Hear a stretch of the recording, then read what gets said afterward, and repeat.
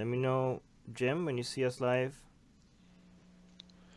And if you're live on YouTube, almost there.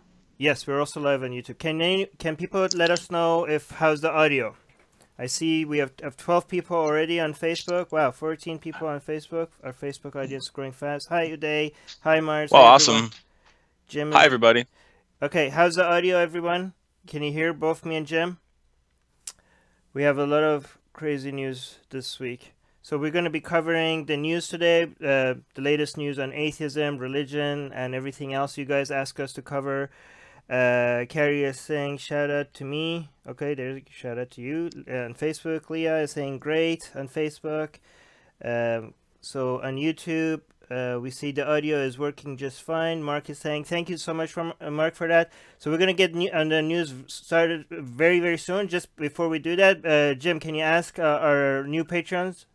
Just going to take a minute. Sure. Yep. Sure, absolutely. Thank you guys so much. I'd just like to take a moment to acknowledge our donors. Without them, we wouldn't be able to do this. Our $1 pledges from Blake, Rachel Davies, Abdullah Samir, Christopher Falkenberg. That's from last week. Yeah, we have 2 this week only. 2 this week. Siva. Which, oh, okay. Yeah. Oh, only 2 this week. Okay, yeah. I'm sorry. We have 2 this week. We have a $20 pledge from Don Hendry. Don, thank you so much for that. We greatly appreciate that. And Siva changed his pledge from $10 to $50. Thank you so much, Siva. That is very, very generous. We greatly appreciate that. And if you guys want, if you guys want to support us, head over to our Patreon. Yeah, and also for people that are having problems with Patreon, we also have a PayPal option on our website, atheistrepublic.com. Anyways, let's jump into the news. What's the first news? Pakistan sentences Christian brothers to death for online blasphemy.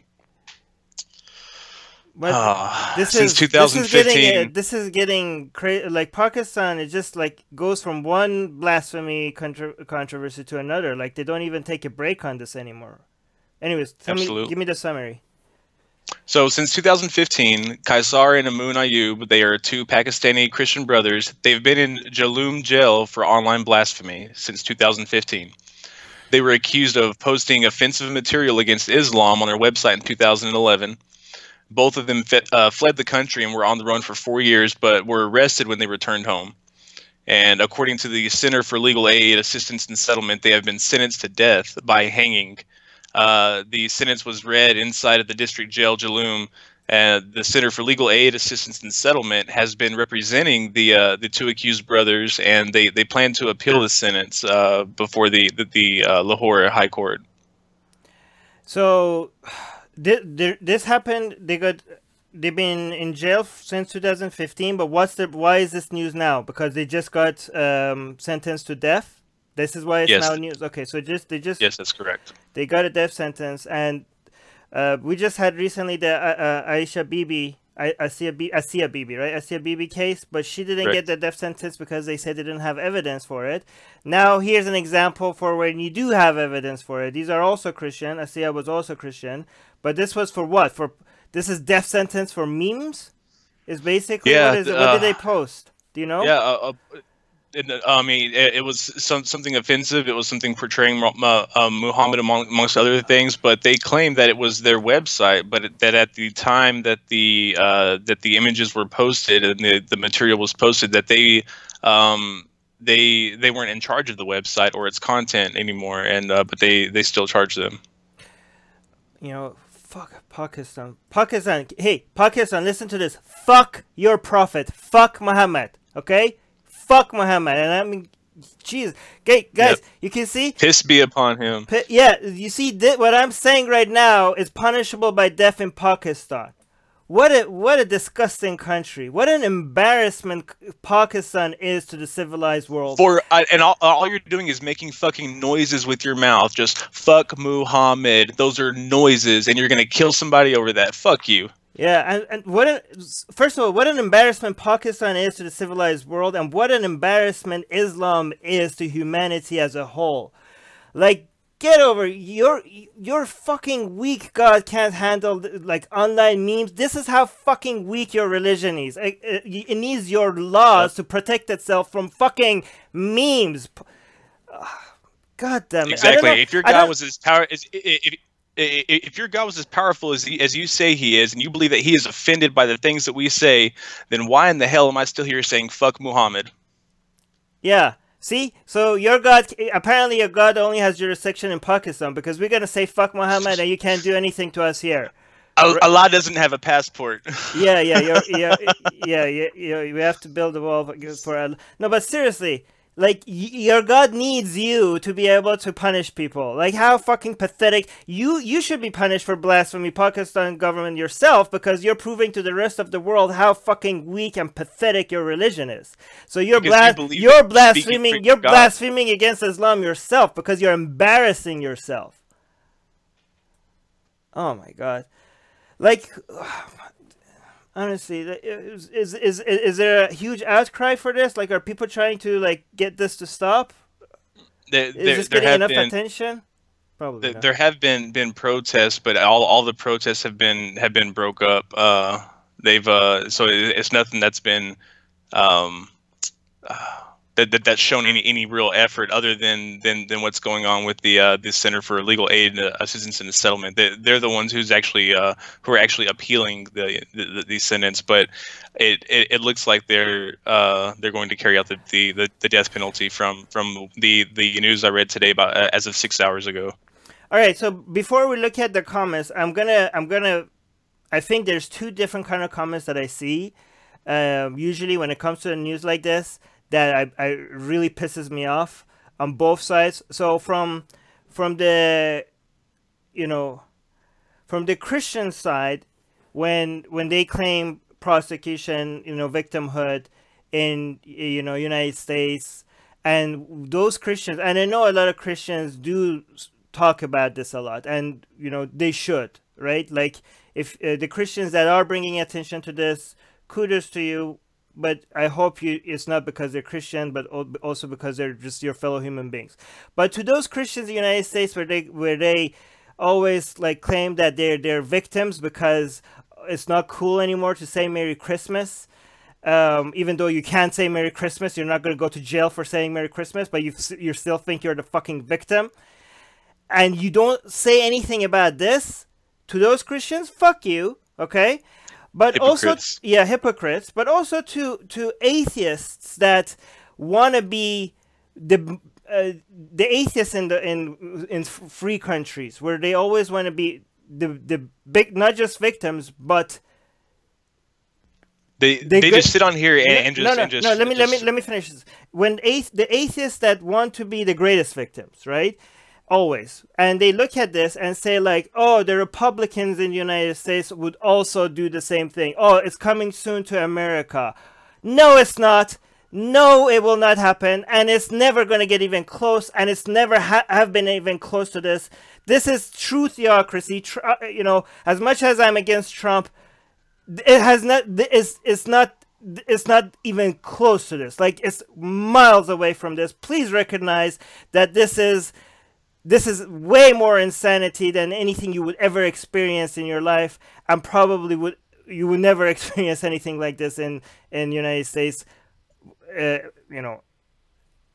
unlikely ever. Okay, so please recognize that even if you are a victim, there are people that have it. You can fight for that. I'm not saying that you should always fight for the greatest victims, but please don't claim that you are the greatest victim if you're not. Anyways, let's look at sorry, Jim, I interrupted you. Do you want to add something to that? Yeah. I was just going to say that the people who are, the atheists who are speaking from that position, they're speaking from a position of such privilege, and it just reeks in their comments. You can just read their comments and just tell where they're from. You can tell that they've never experienced persecution, they've never experienced true oppression, and it's laughable, really. So I'm just on Facebook, the post that we made, I'm going to read the two top comments. One of them I agree with, and the other one I don't agree with. Shirley is in the Facebook comment is saying, this is why there shouldn't be any societies based on religion. I agree with that one. this other person that I can't pronounce his or her name is saying that's why China is right. No, fuck that shit, because what are you talking, like, so you're saying, like, oh, this is human rights violation, so China is right, so what, more human rights violation on a more astronomical level? So your solution to human rights violation is to dial it up to 11? So no, China let's save the humans by killing all the humans. Yeah, well, not killing or putting them in camps, but still human rights violations. Let me see YouTube comments. Oh, Speaker's Corner in the UK is in the live chat. Go check out Speaker's Corner UK. They have they have really good shows on their YouTube channel. So okay, but the comment needs to be about the news for me to read it. Pakistani atheist is here, which is great, because let's see what he or she has to say. As someone who lived in Pakistan, the majority of politicians and judges are against the blasphemy laws, but they are so fearful of the public response that they will not challenge them. Yeah, I know that. It's the fucking mob. This is one thing. This is the difference between Pakistan and countries like Iran and Saudi Arabia. In Iran and Saudi Arabia, it's mostly the government that you're afraid of, but in Pakistan, it's the mob that you're afraid of. And also Pakistani atheist is saying it would be death penalty by the mob to anyone who dares to challenge the blasphemy law. Honestly, like, there should be the government. I don't know, like, this is so, but the government has been taken over by Islamists. So this is like the government, your government has been taken hostage. You need to do something about that. Renzo is saying, aren't these blasphemy convictions just a desperate attempt to appease the clergy and other fundamentalist actors? Yeah, exactly. That's what Pakistani atheist said. Or do the judges actually believe they're punishing a real crime? I think Pakistani atheists. Yes and yes. Pakistani atheists. To be fair, I think there's a mix of both in your government. I mean, Pakistan government, when it originally started, it was supposed to be secular, but they added Islam as an official government religion later, a couple of years after its foundation in there. So I mean, there are a lot of people in the government that are against this, but I mean, I'm pretty sure there are also, you could find some people that are also for it. Uday is saying, I honestly don't know why you guys are surprised by Pakistan. We're not surprised, but we should still be angry. This should not be normal, Uday. Just because, I mean, this should still be outrageous. Okay? Even if we're not surprised, we shouldn't get used to this. This is fucked up. The moment we get used to this is the moment that we're not gonna just allow it. Like, the whole world should be outraged.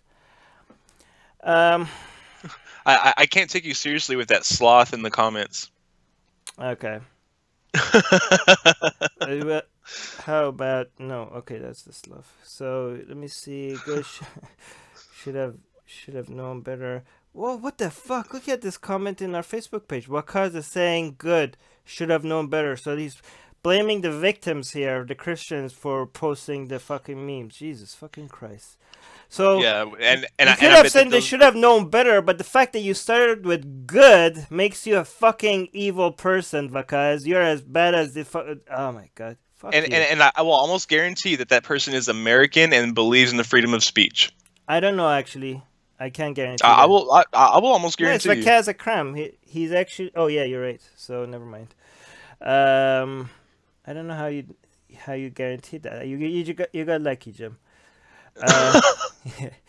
Anyways, let me see if there's any comments on Facebook live chat that we need to read. By the way, again, I forgot to mention this on the Facebook live chat. You guys if you want me to read any of your comments, you need to tag.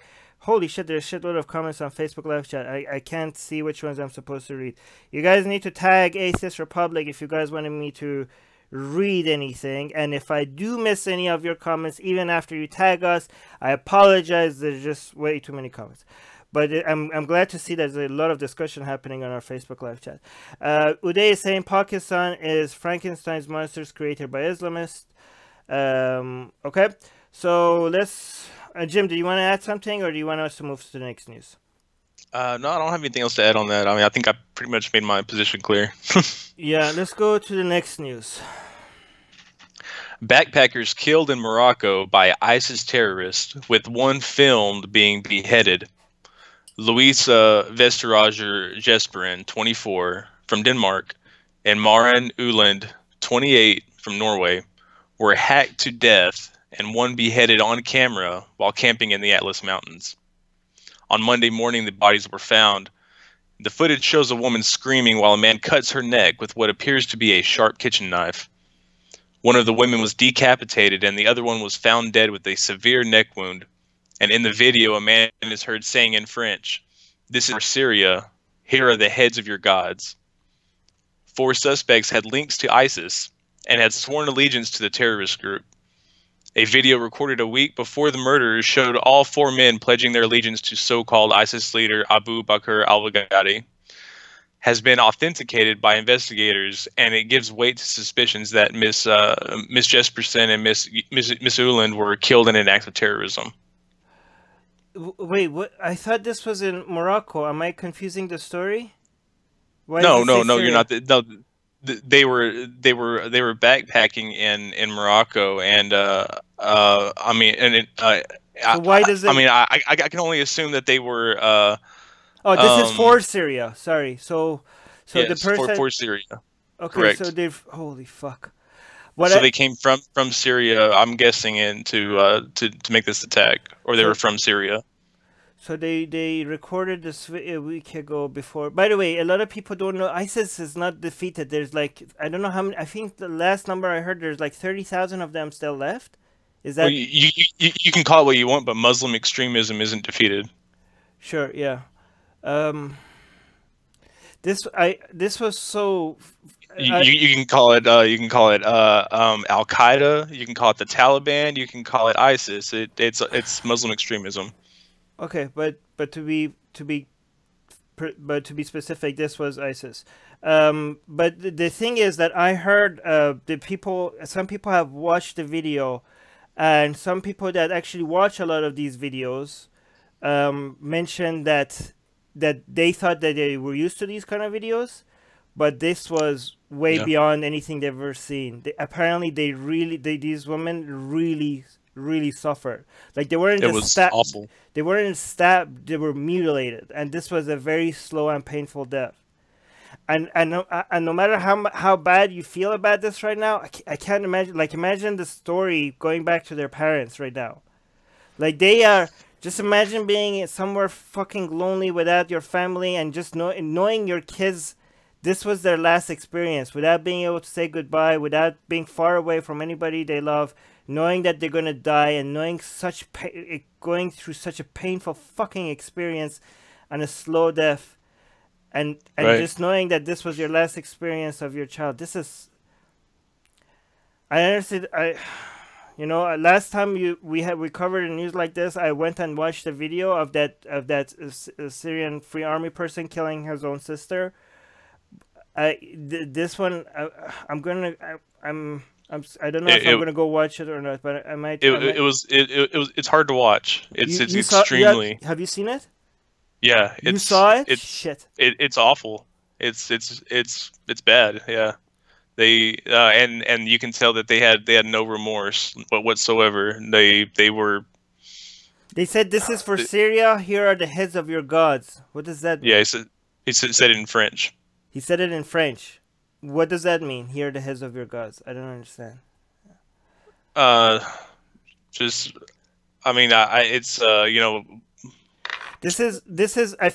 heard basically false gods. I heard Morocco is really trying to get this video like not leaked or something, like get less people, because this is going to really damage Morocco's tourism.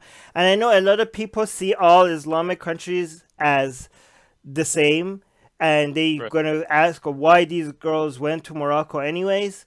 But honestly, Morocco is pretty safe. Yeah, Morocco is statistically pretty safe. Like, honestly, like if you're not going to go to Morocco, you shouldn't be going to Thailand either, right? Like, statistically. Right, exactly. So these girls did really get very unlucky. But the problem is that Morocco has had a huge problem with Muslim Islamic extremism, and actually there's a lot of Moroccan converts lately. There's a lot of small communities popping up in Morocco that are just very, very extreme. Let me see what the top comments are. Fucking hell.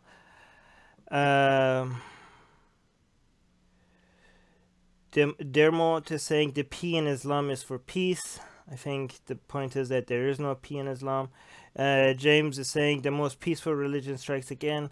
Keep hearing the same thing, guys. Like, yeah, I know. Okay, it's not peaceful. We know. Mark is saying, remember the woman who went to. Okay, that's about another incident. I own somebody that I can't pronounce their name, saying, I don't understand why people insist traveling to these countries. I knew this is going to be a comment. I already responded to that. David saying, stay out of the shitholes, you'll be fine. Honestly, well, statistically, then you shouldn't be going to Thailand either. That's this Morocco was. These girls really did get unlucky. Ugos is saying this is the true Islam. DK is saying, why do people want to catch the video? She is someone's child. Sister, granddaughter, have some respect. Well, the reason why I think I want to see the video is because it's not because we enjoy it, but because I do want to go through that. Like, it's really painful to watch. It's not because some people watch it not because they're curious. Some people watch it because they think like you truly are not understanding the horror of some bad ideas if you don't subject yourself to it. Like I mean, I'm not saying people should do it. Some people, like, if don't watch it if it's going to scar you for that much. But I even though it's fucking disgusting and horrific, when I see it, for me, like, that's such a fraction of the pain that they went through, and such a fraction of the pain that their loved ones are going through. And I think it's only fair for us to understand what the fuck we're dealing with, to know like how insane, like what is, like, when a lot of people talk about Islam, a religion, and they say just dismiss it as something that is not harmful. And when you've gone through watching and experiencing so much of the shit that people have to deal with, when somebody says that, then you know that you can't just shut up and let them get away with such an absurd claim. That's why I watch it. Tim is saying the insanity of religion. I agree with you, Tim. Let's see what the YouTube live chat has to say.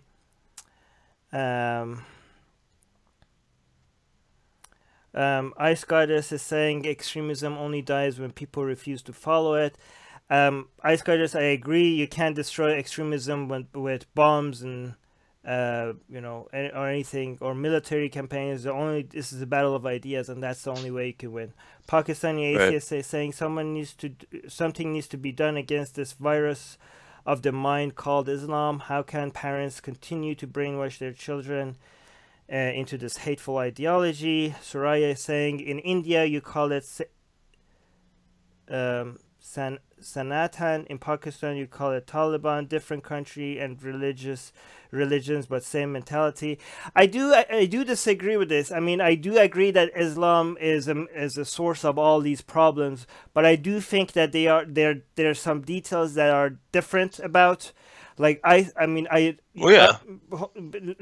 difference between ISIS and Taliban and Al Qaeda is important, because strategically, even when you want to address these ideas, once you understand them better, the strategy on how you reach to people will be different, even though the source of it is the same mind virus. B just saying, do you understand why they said this? Why they said this is for your gods? I don't know, B. I'm actually very curious to know, and if anybody knows, please let us know. Jim. I'm actually I kind of believe that it has something to do with the worshiping of false idols or worshiping of false gods. In the Quran, it does dictate to anybody who doesn't believe the Quran to behead them. No, but the person that was in the video specifically referred to the heads of the girls, right? Right. He said right. This is the heads. And he said this is the heads of your gods. So right. So they obviously weren't Muslim. No, But why So that doesn't make so sense? Because why would she? Why would they? Just because they're not Muslim, be, that doesn't. Wait. because they follow false gods. No. Just because they follow false gods doesn't make them gods themselves. Pakistani atheists are saying the Moroccans in Western Europe tend to be far more extreme in comparison to Moroccans in Morocco. Most terrorist attacks in Europe are carried out by North Africans. Pakistani atheists, I'm not going to deny or I agree with that because I don't know if it's true, but maybe you're right. I don't know. Ice Goddess is saying attacking them physically gives them a victim complex, and they double on these double down on these ideas. Yeah, in fact, they wanted to be defeated. That was part of their story, part of their narrative.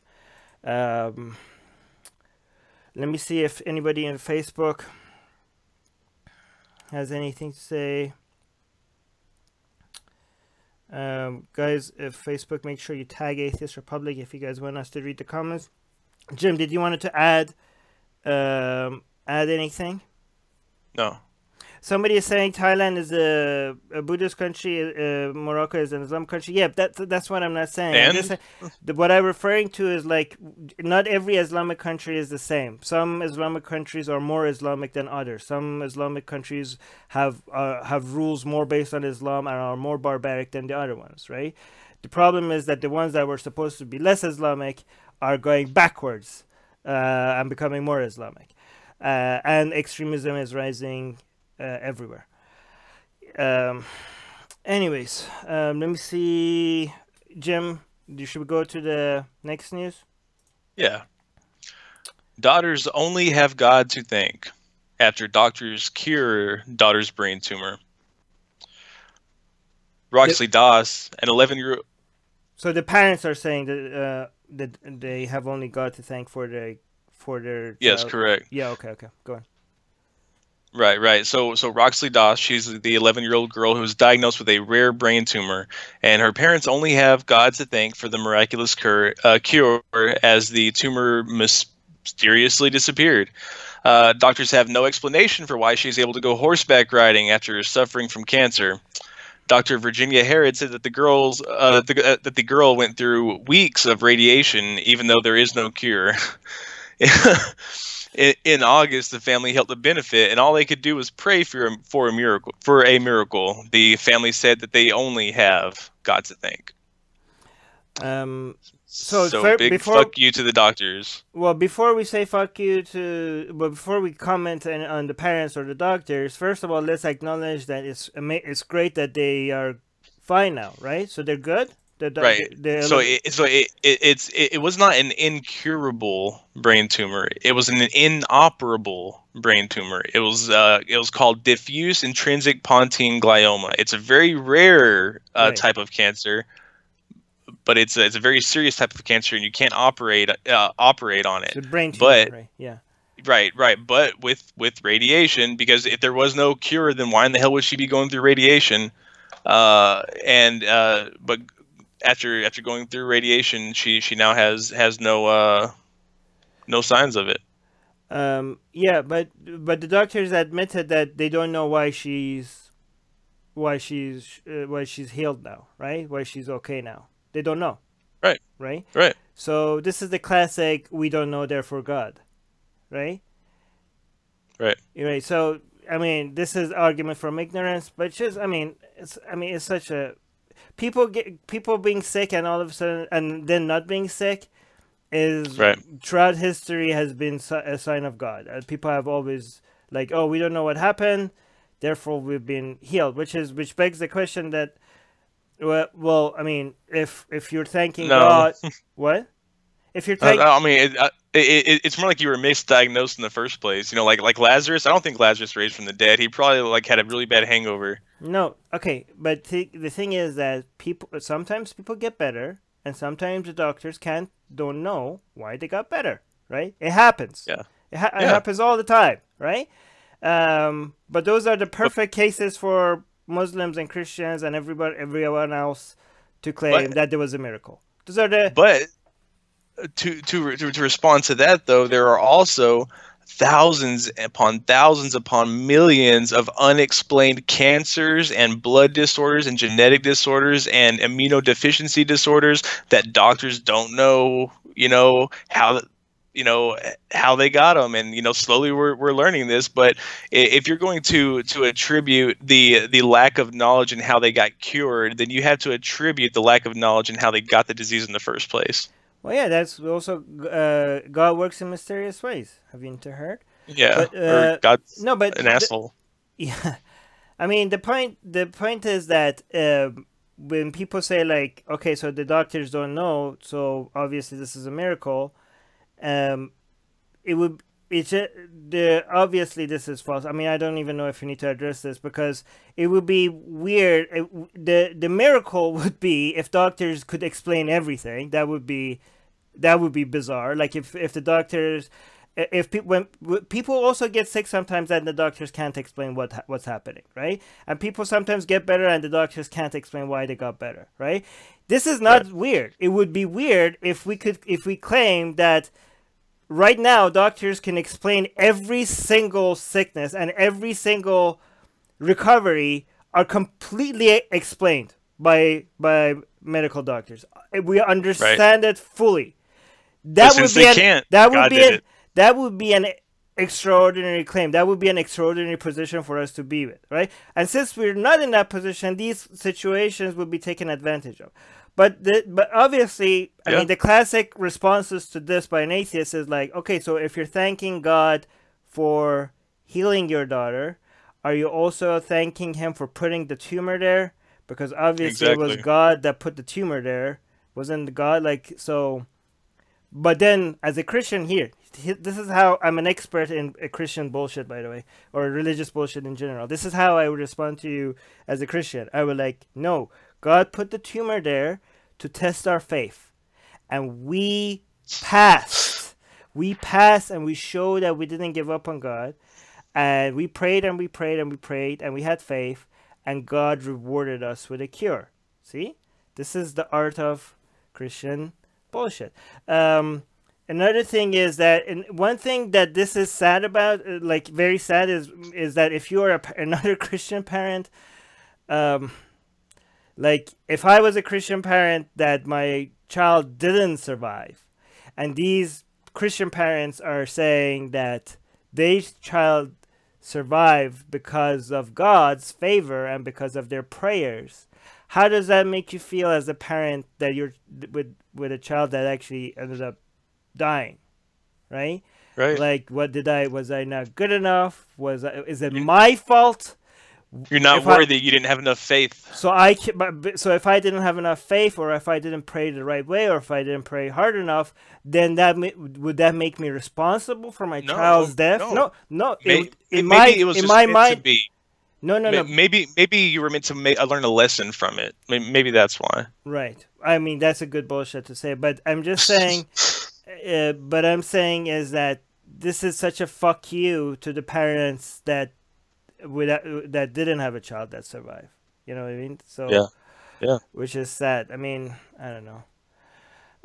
Again, this is. I mean, people will say like, if you thank God for I don't know who said this quote. Like, if you thank God for, like, if there's a typhoon and everyone's house gets destroyed and your house is not, damaged at all, and you're thanking God for not damaging your house, it's kind of like thanking a mass murderer for killing all your neighbors but not you. I literally knew somebody whose house had burned down, and the only part that didn't burn down was a small bookcase that she had over in the corner of her house in her bedroom, with all of her religious books, with her Bibles and all of her religious literature on it. Everything in the house burned except that. There were like some smoke marks on it or whatever. She said, it's a miracle. And all I could think of is like, you lost everything. Your 3 cats burned alive in that house, and you're going to talk about it's a miracle because some books were saved? Oh, seriously. If your God saves a bunch of paper and burned alive a few cats, then your God needs some serious mental health issue. Like, no kidding. Your God needs to go see a professional. Mary. The top comment on Facebook is Mary is saying, my daughter barely survived leukemia, and it drives me fucking bananas when people say it was a miracle. No, actually, it was an amazing team of doctors and a particularly amazing nurse practitioner who could think on her feet and outside the box that saved her life. Thankful for modern medicine and the brilliant people who practice it. You know, when my mom died from cancer, it really pissed me off when people told me it's okay, she's in a better place now. I didn't say anything because I know they meant well, but in my internally I was like, shut the fuck up. But I was trying to, I was polite enough not to say anything because I know it's pretty ignorant thing to say, but I know they meant well. Clinton, second top comment is by Clinton, is saying, didn't God cause the tumor in the first place? Exactly, Clinton. Dan is saying, if she gets hit by a bus tomorrow and doesn't live, does that mean God changed his mind, or was he just being mysterious? Yeah, probably just mysterious. Let me look at the YouTube live chat. Wolf is saying, I want to go to the medical school God went to. Musgal is saying, Christians are thought to believe in miracles. Yeah, so Muslims as well. That's what they think it is. Yeah. Soraya is saying, well, whatever they say, doctors are not desperate for credit. I hope. Some of them are.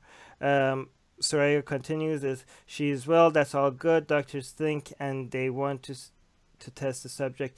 Well, I don't know, Soraya. Not all doctors are the same. Ice Goddess is saying God changed his mind. Oh, yeah. So, let me see Facebook live chat. If anybody tagged Atheist Republic for us to read, probably not. But there's a lot of conversation going on between people there with themselves, which is great. Anyways, let's go to the next news. Yawn exclusive. Lev Tahor Cult leaders arrested.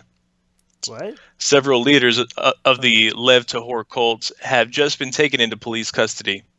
Police raided 2 out of 3 Lev Tahor owned properties in Mexico. A young child from one of the families was found to be in the Lev Tahor's quote-unquote safe house in Mexico. The child has been reunited with his mother in Guatemala. Charges may include kidnapping, sexual abuse, extortion, running a cult, child abuse, intimidation, and many other charges. Wait, Lev Tahor is a Jewish sect. I'm sorry? Isn't it? Go on. Yes, it's an extreme Jewish sect. Like they make their women dress from head to toe in black from the time they're 3 years old. But continue with the summary. Sorry, I interrupted. No, I was just gonna say that that's it. And they also, you were saying Lev Tahor include women and girls wearing black head to toe coverings, and day and night arranged marriages between day and night, yeah, arranged from marriages the age between of teenagers. years old. But I'm looking at the picture. This is weird because the girls look Muslim and the men look Jewish with the whole hats and the whole curly hair and stuff. But that's the Orthodox. The dress code for the girls looks exactly like Islamic Shia Islamic hijab. Like, this is not like, I'm not used to seeing Jewish girls in this kind of outfit. This is weird. But yeah, so this is in where? You said Mexico, right? Yeah, they've all pretty much flown to. Is this Jewish cult only in Mexico? No. It's not only in Mexico. This Lev Tahor has been around for a while, and they've had several run-ins with having to do with child abuse and child neglect and sexual abuse and all different kinds of horrible things. There's some really backwards cult. I mean, really. So this specific arrest was for what? This was to arrest the Lev Tahor cult's leaders. But was there a specific case Mexico. that made them cross the line this time? That the Mexico authorities decided to, like, okay, fuck it, we're gonna arrest you. Like, was there a specific case? Oh yes, there's one child that has been. Yeah. Right. But they didn't find out about the child until they made the arrest. So I don't think that was the initial one. I think I mean, they're talking about kidnapping, intimidation, child abuse, extortion. So I'm sure that they were doing something else. So this is in Mexico, and the child originally is from Guatemala. How the fuck did the child get the kid from the parents from one country to another? Like, are they is the parents of this child also Jewish, or are they kidnapping other people's non-Jewish kids? They are kidnapping other people's kids. Non-Jewish, other people's non-Jewish kids, or yes, I guess other people's kids. As a matter of fact, so they think people can convert to Judaism. Is that what they're trying to do? Well, yeah, I mean, they're trying to increase their herd diversity. I mean, because some Jews think that only Jewish race can be Jewish, but these people, I don't know. I have to look into this cult. But it says that the charges include kidnapping, sexual abuse of these children. Holy fuck. Yes. Child abuse. Yeah, this has been an ongoing thing with Lev Tahor for the past 10 or 15 years. By the way, let you guys know, whenever a lot of times we get accused of not, saying anything against Judaism, like they say, oh, you shit on Islam and Christianity, and then also some people say we never shit on Hinduism until we do, and they say, okay, you also shit on Hinduism, but you will never shit on Judaism. And then as soon as we cover Judaism and we show something crazy, then we get this other group of people like, oh, you're being anti-Semitic. And okay, so just for the record, fuck Yahweh. There, just for the record. Yeah. Well, I mean, you really can't fuck something that doesn't exist. But I mean, good job, Mexico. But here's the question: how come these people are a cult? Like, what makes this different from other? Like, what's their definition of a cult? Because this is, I mean, they have some beliefs and some followings that aren't necessarily Judaic. Like, for instance, somebody must completely submit themselves, like, mentally and physically to the leader of Lev Tahor, whoever their leader is. They have to give them their spirit, their soul, everything about them. And every man in Lev Tahor, whatever happens to him, basically the consequences of his actions are generational. So to his sons and his sons and his sons. Do you know what's going to happen today? Like, any news on what's going to happen? Did they arrest only the leaders or the entire cult or entire members? Well, they only arrested the ones that had fled to Mexico. All of them? But I mean, no, not all. This has been an ongoing thing. This is not Jim, not the end of it. Question, let me clarify my question. All of the ones in Mexico? Oh no. Okay, so just no. The I mean, right. Yeah. Just these specific ones that they were after. Okay, so do we know what's going to happen? Are they going to dismantle them, or do we know they're going to stay in prison? Like, any indication of what Mexico is planning on doing? Not yet. Well, I mean, of course they're going to be expedited back to the United States But I mean, you have a lot of these. So the original leader, this guy Shlomo, his name is Shlomo, Shlomo Helbrands. He went to the United States first, and he was in 1994. He served 2 years in prison for kidnapping, right? And then he got sent to Israel, and then went to Canada, and in '94 he was convicted in Brooklyn for a kidnapping of a 13-year-old bar mitzvah boy that he was teaching. And served 2 years for that. So I mean, he's this cult has a history from its leader, from its founder, of abusing children. Pakistani atheist is saying the Lev Tahor women wear the full burqa, not just the Shia hijab. Well, in the picture that I'm seeing, it seems like the younger girls do have their face shown. So I don't know. Maybe what Pakistani atheist, maybe what you're saying is true for older women, not the girls. But what I'm saying for the younger girls is very much what I'm used to as school uniforms in Iran. Like, this is very close to what I used to see in Iran when it comes to school uniforms. So, but the faces are not covered. Maybe if what you're saying is true, maybe it's true for older moment. Wolf is saying, Lev Tahor sounds like a religion from Steven Tyler's daughter. I don't know what that means. What is it? I don't get the joke. What is the joke? I don't know. Pakistani atheist saying, so Jim got it, I didn't get it, it's okay. Pakistani atheist saying they even wear the burqa inside the home. Jesus, what, really? Even Islam is not that crazy. Ice Goddess is saying Jewish people don't show their crazies as much because of communal responsibility. If one Jewish person is crazy, it acts on the whole community to them. Well, I mean, I don't know if we could say that about Jewish people because there's so many different Jewish people. I don't know if we could generalize Jewish people like that. What we could say statistically is true is that most Jewish people, most ethnic Jewish people, are not religious. Thankfully so. This is also saying in Christianity and Islam, if one person is crazy in the name of God or Allah, then everyone else just throws up their hand and say, well, they're not really Christian or Muslim. Again, This is, well, I don't know. This is, again, huge generalization. We have many different kinds of Christian communities and Christians and many different. It's a common concept in almost all of Christianity. It's a phenomena called mass hysteria, where you're in a surrounding with other people and you feel compelled to mimic their actions, like people getting the Holy Ghost and falling down when people throw their jackets at them and shit like that. They get opposite. They said they just dismiss them as not really Christian or Muslim. But as you say, Jim, there's examples exactly opposite of that as well. In fact, I don't know if you want crazy examples. I think anybody that thinks that they're supposed to be eating their God's body that's pretty already crazy, and that's most Christians, right? That comes from Ice God is saying that comes from my Jewish friends. Yeah, again, but one Jewish person's experience, I don't know if it translates. What I agree with you, I'm very comfortable in saying Islam, the religion as a whole, is absolutely insane, or Christianity, or Judaism, or Hinduism. As a whole is a completely batshit crazy.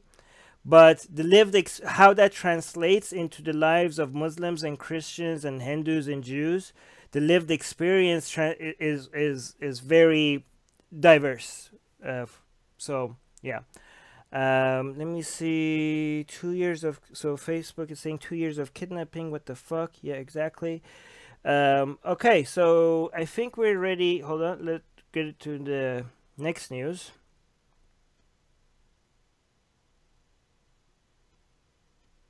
Jim, are you muted? You're muted. Sorry. Benjamin Netanyahu's son banned from Facebook in a wake of posts calling for all Muslims to leave Israel. All Muslims should leave Israel. A post that the son of Israel Prime Minister Benjamin Netanyahu posted on Facebook resulted in him being banned from the social media platform for 24 hours. A spokesperson from Facebook said, Yair Netanyahu posted several posts which included hate speech. This clearly violates our community standards. Due to that, this content was removed from our platform, as we would do for anyone posting similar content about any protected characteristic. Following this, Yair Netanyahu decided to share a screenshot of all of the removed posts and called for people to share it, and shared it himself up to the website, which is the same thing as writing the hate speech all over again. Yeah, I mean, I don't know what this guy was thinking. Yeah, go on. This is the same guy who, Benjamin Netanyahu had to get him to shut up because he wouldn't stop telling people, that he was buying prostitutes and stuff. So before I criticize him for his post and saying why that's stupid, I want to first criticize Facebook, for the double standard, because there's a lot of Hamas groups right now on Facebook not asking Jewish people to leave Israel, but for them to completely be exterminated, right? So why is the double standard here? So Hamas, if that, I mean, why is all these Hamas groups allowed on Facebook? Right? Why is all these Islamic Facebook pages saying death to Israel allowed on Facebook? Why is there a double standard? Right? So I'm not saying this post was right, but there does seems to be a double standard when it comes to Facebook policy, and I don't know. Also, a lot of people that I want to see, there's a lot of right-wing people that's, one comment, not right-wing, alt-right, sorry. Not saying this about all right-wing people. I'm talking about alt-right. Anything that, a common theme among alt-right people is that anything they don't like is probably Jewish-funded. And one favorite thing that they always say is Jewish funded and under Jewish control and Zionist and all that stuff they like to say is Facebook. So I want to see how they want to explain this now when Facebook remove. I'm pretty sure some people are going to now accuse Facebook of being anti-Semitic, which is that's stupid. Facebook is not being anti-Semitic, even though I do disagree with Facebook double standard here. But it's not. This is not anti-Semitic. But I'm pretty sure some people will claim that. But again, Facebook is also going to get shit from right-wing people, for alt-right-wing people, that they saying that their Jewish power, or everything media related to them is Jewish, right? So how are they going to explain Facebook doing something like this? They probably are going to be like, oh, this is just to pretend. I don't know, something. I don't know what they're gonna come up with. But again, now going to the post itself. I mean, whenever we criticize Israel or whatever it does, people are like, "Oh, so you're for Hamas or you're for the Islamist side." And like, no, okay. So a country like Israel, you're like, "Oh, are you pro-Israel or are you pro-Palestine?" Well, I mean, if you look at Israel versus Palestine, obviously Israel is a much more secular, much freer country, much more pro-science country. And if you look at Palestine, there are way more people there that support killing people like me, like apostates. If you look at the statistics of the views people have there, on average, is pretty insane, right? But at the same time, that doesn't mean that there are not specific policies that Israel does. Like, you have to look at it by case-by-case basis. Israel does a lot of stupid shit, okay? And you should be able to call that out.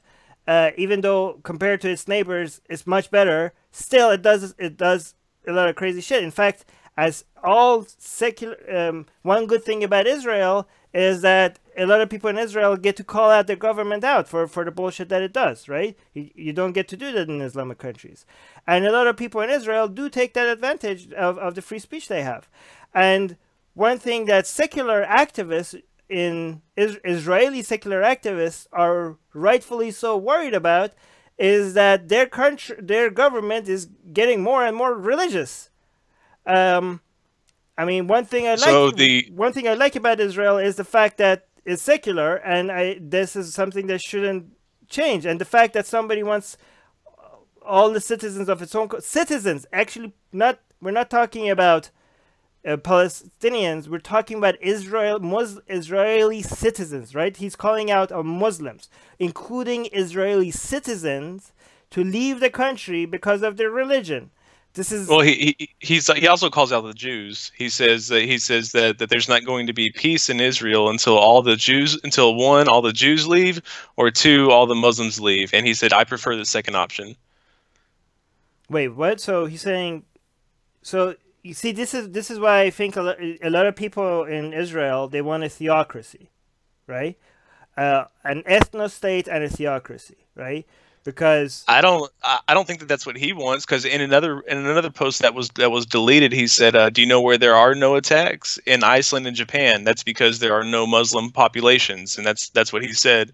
And in another post, he called Palestinians monsters and said that they should go to other Arab countries.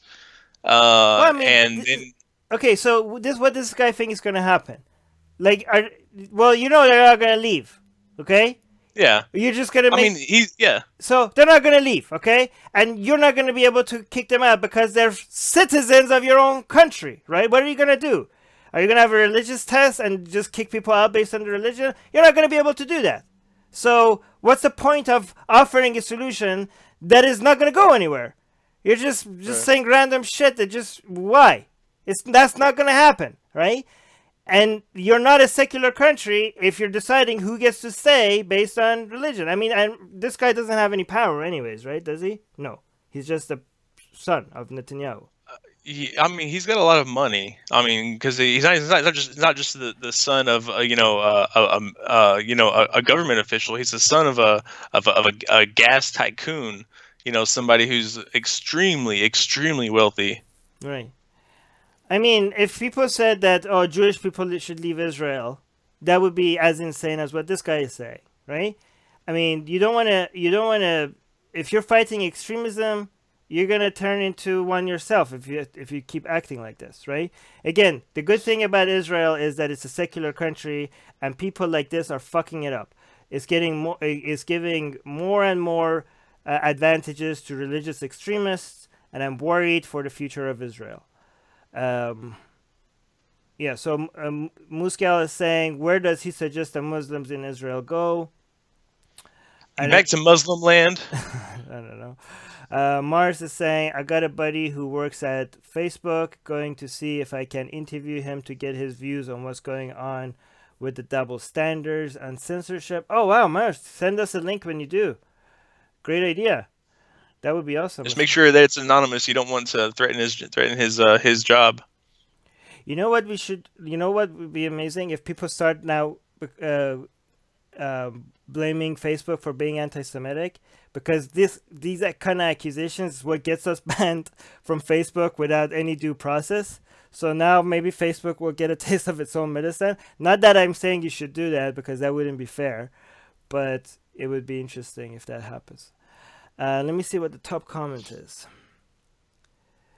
Adam is saying, but Muslims posting about wiping Israel off the map enjoy wholesale protection from Facebook. Well, I don't know if they're enjoying wholesale protection, but they're definitely not getting as much, as much, the same treatment. Paul is saying, I've never been comfortable with appropriated land based on nothing more than a fairy story. Well, then Saudi Arabia does the same thing. Then I don't know. Like, anyways, that's a whole other can of worm. Sean is saying, ironic. It is Israelis that should leave Palestine. Nobody should. Nobody should leave Palestine. The people that are in Palestine or in Israel, they are born into something their parents did or their grandparents did. They shouldn't be punished for whatever happened to whatever their grandparents or grandparents did, right? That's their home. Both the Jews and whoever's born in Palestine, whatever happened in history, it wasn't their fault. They have to, there's nowhere for them to go. You have to make this shit work, okay? You have to make it work somehow. And you're not going to be able to make it work because why? Because religion complicates the shit out of everything. Paul, somebody that I can't pronounce their name, is saying, love from India. More power to you in your nation. Well, India and Israel have a very close relationship, but I don't. Okay, never mind. Jesse's saying, "Oh, shock, a monster like his father." Yeah. Anyways, let me see what Soraya is saying. For a moment, I thought Jim was gonna say he is the son of a bitch. Okay. I was going to. Okay. Anyways, this guy is not part of the solution. I mean, another thing is what I'm gonna address is that we don't. A lot of people like. When we say stuff like this, they think that we're being Islam apologists. No, Islam is a fucking cancer. And this whole Middle Eastern problem is a much bigger problem because of Islam. Okay? We know that. We admit that, right? But this doesn't solve anything. Okay? This doesn't solve anything. This is not going to go anywhere. This is just going to make... create more conflict. It's not gonna solve anything. Let me see. Phoenix in the Facebook live chat is saying Facebook is too cheap to hire enough humans, and I wonder about the What? I don't know. Discriminate capabilities, training, and language skill of those they hire. Yeah, they don't hire. I remember there was a documentary showing that they have like only discrete. I don't know this word. Sorry. So there's a documentary that showed they had only 4 people for all of, I don't know if it was 4 or 2, I forgot, for all of Myanmar. 4 people that could speak the language, managing that whole nightmare, especially with the whole genocide going on up over there and all the racist comments from all sides. You had, for that entire fucking country, Facebook had 4 humans, which is insane. Anyways, should we go to the next news? Sure.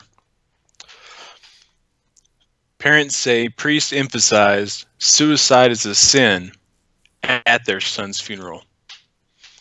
A family in Michigan says the priest who spoke... Oh, so this is a kid that committed suicide, and the priest decided to say at the funeral... that suicide is a sin. That suicide is a sin at the funeral. Wow, great job, priest. Okay, go on. Right. So a family in Michigan in the United States says that the priest who spoke at their son's funeral used his time to talk about how suicide is a sin and condemned their son for his sin in front of everyone attending the service. Jeez. 18-year-old Mason Hollebarger took his life on December 4th. The family said that they told the priest their request for what should be included in the speech to honor their son. And the father politely made his way up to the altar during this whole ordeal and asked the priest politely and quietly to stop. But he did not stop, and he continued to condemn their son as a sinner. What the fuck is wrong with this guy? So what would you do, Jim, if it was your child's funeral and the priest said something like this? Like, this guy shows a lot of restraint, getting up politely and asking him to stop.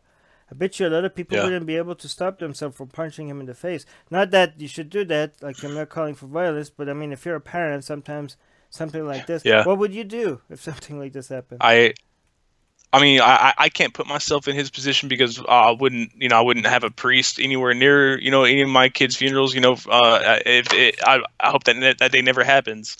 But it's that's extremely disrespectful, extremely selfish, extremely self-centered and self-righteous, and it's just everything that's wrong with religion in just one picture. Yeah, it's just the inconsiderate actions and the inconsiderate words just to promote his religion. Wait, is this? I'm reading. Was this priest also involved somehow with the bullying of this kid before he died? So this was in the archdiocese of Detroit. From what I could gather is that they didn't really know him or anything like that. They tried to get him to comment, but he wouldn't comment on it. What the hell? Like, yeah, really like this. So even though the father went up there and said stop politely, he just kept on continuing. By the way, is it so? You know more about Christianity than I do. I know more about Islam. This is good that we have both of us here for every news item. But so in Christianity, I know suicide is a sin, but is it like one of the unforgivable sins? What is it called when they call it like a higher level of sin, like a moral sin? Well, I mean, in Catholicism, they have the 7 deadly sins or whatever, and you do have the unforgivable sin is the isn't the 7 deadly sins mostly the Dante's Inferno, or is that actually Catholic doctrine? Well, it's actually Catholic doctrine, but it is in Dante's Inferno. So I mean, there are several instances of suicide in the Bible. One of them is Judas Iscariot, whenever he turns in Jesus, and Jesus dies. He goes and kills himself. I mean, suicide is looked down upon because they believe that it's taking a life, that you cannot ask for forgiveness after you take your own life. So okay, but to be fair though, according to the Catholic doctrine, that kid is right now in hell, right? yes, correct. See, this is so fucked up. And if you're Catholic and you know that, your tragedy is now 10 times worse than other parents. Because you have to really convince yourself, like, no, this is different. I don't know, like, you didn't just lose a child, you lost a child, and your child is now suffering an unimaginable amount of pain. But that's just the Catholic Church's outlook on it. I mean, there's nothing in the Bible that says that, but don't commit suicide. But these parents were Catholic. That's why they had a Catholic priest at their funeral. So somewhere back of their mind, they know that there's they think there's a possibility. Maybe they're trying to really not think about it, but they're thinking that their child is now screaming in pain somewhere right now. Well, just like the Catholic churches didn't used to do gay weddings, the Catholic Church used to not do suicide funerals. If you committed suicide, the Catholic Church would not give you your final rites. They would not perform your funeral. But that's an insult in this life. But as a parent, if I was Catholic, I would I'll take the insult that they're making to me is different from the pain of my child. Like, do whatever you want with his body. I don't care. My child is in hell. That's the main issue right now, right? That's what they teach you.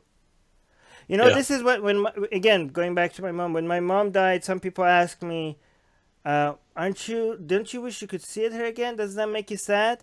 I'm like, hey, I'm happy that I know that my mom is not being tortured by a fucking sadistic God because she didn't pray or she didn't believe. Like, so as much as, yes, I wish I could see her again, at least I have that. So, no, I don't wish there was they're like, don't you wish there was an afterlife? Well, afterlife comes with your fucking hell. And based on your standards, most people are going to end up there. So, no, I don't wish there was an afterlife. Let me see what the Facebook comment, Yeah, I don't want an afterlife like the one described in heaven. I can't spend 10 minutes watching the same TV show, much less spend 10 million years worshiping the same fucking person. No, but I have the Christian apologetic argument from that, but I won't go into it right now. Nicole is saying, so people are still practicing Catholics, so you let Catholic priests a little synonymous with child sex abuse speak at your child's funeral. Interesting. I don't agree with that, Nicole. I think that the Catholic doctrine has enough bullshit in it for us to be able to shit on it day and night. I don't think it's fair for us to think that every Catholic priest is a child molester, even though it is a bigger problem among Catholics priests than other people. We can admit that, but without generalizing it to every single Catholic priest. Somebody that I can't pronounce their name is he's saying, no, suicide is not a sin, but pedophilia is and a crime, so it's time the Catholic Church got its own house in order before spouting out its antiquated crap. Again, I suggest people not to say pedophilia is a crime. It's child molestation that is a crime. Pedophilia is a disease. The act is a crime. Brian is saying, in other news, priest get his ass kicked at a funeral. Yeah, I don't know. Don't have priests. I mean, I can say that if it did happen, I would not fault the father. I mean, I'm just saying that, knowing as a father the emotional state that I would be in. I can only imagine the emotional state that I would be in, the irrationality that I would have. Like I would not be able to discern what is right from wrong. But as soon as somebody started to spout that shit, it'd be lights out. That's yeah, but we're not encouraging violence. Try to as bad as things get. BJ saying, oh, I can see this priest saying he did it out of love to prevent others from committing suicide. And again, Beach, I think he would be. Here's the problem with religion. He would be right. Okay, if the Catholic doctrine is true, what he did was kind. And this is, I'm not endorsing this. This is what's fucked up with religion. If the premises of your ideology is true, not only we should look down on what this guy did, we should be praising him right now. Because he sacrificed his own, we could say he sacrificed his own reputation and whatever consequences society is throwing at him, because he genuinely feels like he's saving more souls. Whatever happens to him, it doesn't matter. Whatever happens to his career, it doesn't matter, because this is genuinely the right thing to do. And the problem with that kind of reasoning is that it's right, it's true, if his doctrine is true. So a lot of people say like, oh, this guy is an asshole and stuff, but the problem is at the very source. The problem is at the ideology, because if that ideology is true, the conclusion that this priest is making is accurate. And if the premises are true, the conclusion, the humane thing to do would be what he's doing. So what you need to go, the problem with the Catholic doctrine is its doctrine itself. You can't, if you allow the doctrine, you can't then be surprised at what conclusions you get out of it. You have to go at the very source of it. You have to go at religion itself. You have to go at faith as a source of finding what's true or not itself. Anyways, let me see what the top comment is. I think I already read the top comment. Yeah, I did. Let me see what the YouTube comments. Oh, Beach. I already read Beach. Scott is saying, if I recall correctly, it never specifically says not to kill yourself. It says not to kill, and they interpreted that as also including suicide. So this is what Jim was saying. But the interesting thing, Jim, correct me if I'm wrong, the interesting thing about the Bible where it says thou shalt not kill is when Moses came down with the tablets in his hands that says thou shalt not kill, the first thing Moses did was to command to kill a whole bunch of people, because Moses came down the mountain with the tablet in his hand, one of the commandments being thou shalt not kill, and he noticed some people are worshiping a golden cow or whatever, right? And he was, what did he do? He ordered his people to go kill those people. Like, dude, you just came out. The Canaanites. Yeah, you just came out with a commandment of saying thou shalt not kill. What the fuck happened? So yeah, I don't know. Let me see. There's somebody tagged actually Atheist Republic on Facebook live chat. Phoenix saying Atheist Republic. It's only the pedophile priest. It's that the highest levels of church leadership covered up for their employees and allowed it to continue. Yes, it's not child molesting priests. You mean? So it's not just the child molesting priests. There's also a whole bunch of priests that are covering for the child molesting priests. And yes, and those are also criminals that should be locked up. I agree with you, Phoenix. But again, what I'm saying is that just because there's a shit ton of priests that are guilty and should be locked up, that doesn't mean that every single Catholic priest is guilty of either child molestation or covering for it. You can't generalize something like that. Anyways, should we go to the next news? Sure. Library's drag queen storytime event shut down after lawsuit from Christians. After a lawsuit brought by Christian groups, a Louisiana library backed down from its educational drag queen storytime event. Two military-themed Christian organizations, Warriors for Christ and Special Forces of Liberty, filed the lawsuit. Before the library announced its decision, Delta Lambda Phi president Brad Parfait said that they had planned to rent a private space at the library to have drag queen storytime without the library's official backing. But when the library caught word of that, they shut it down. What the hell? They shouldn't have backed down. Well, yeah, it's a lawsuit that was filed. They basically didn't want to have them in there until the lawsuit was settled in court. What was the lawsuit saying? What was their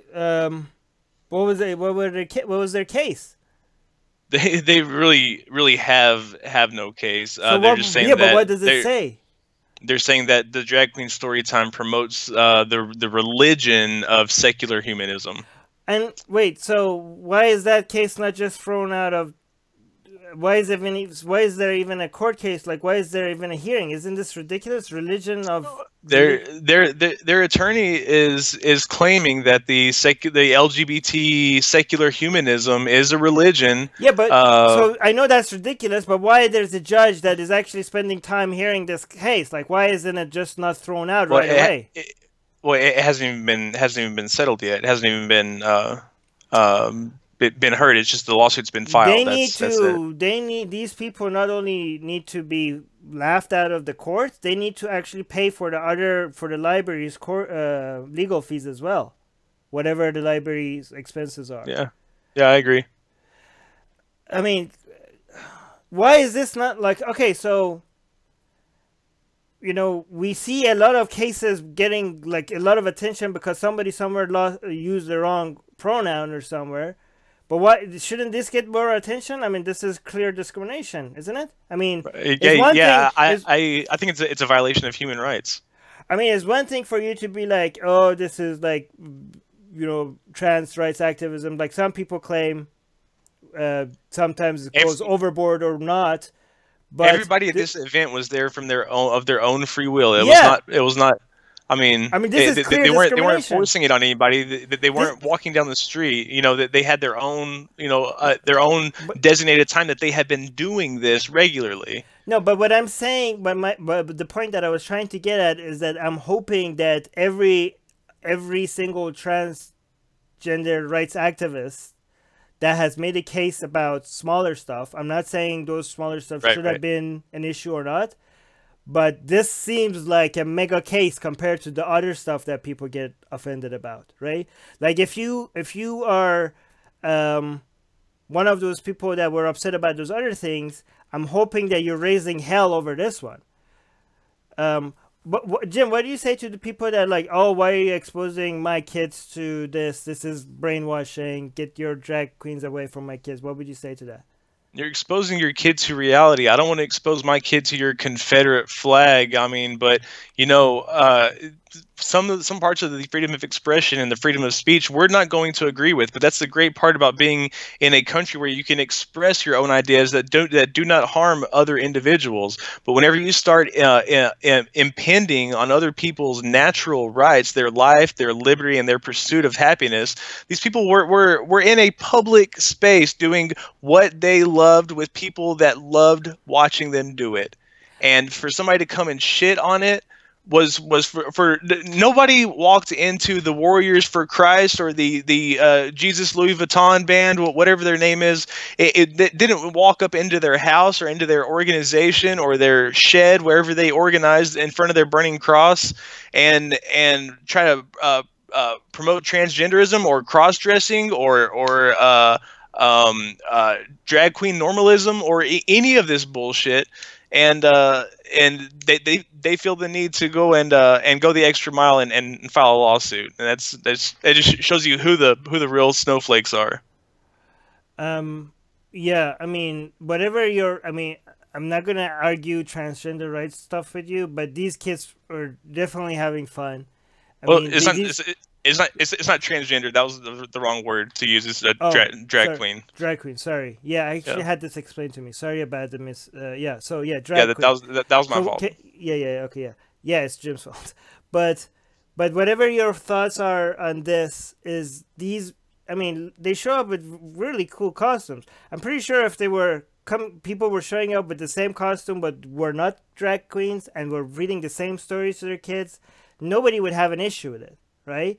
It's just because they're drag queens. But another point is that even if you are a Christian or a very right-wing person and you think this is not right or not scientific or this is shouldn't be okay, don't you want to teach your kids that they should just be accepting of everybody?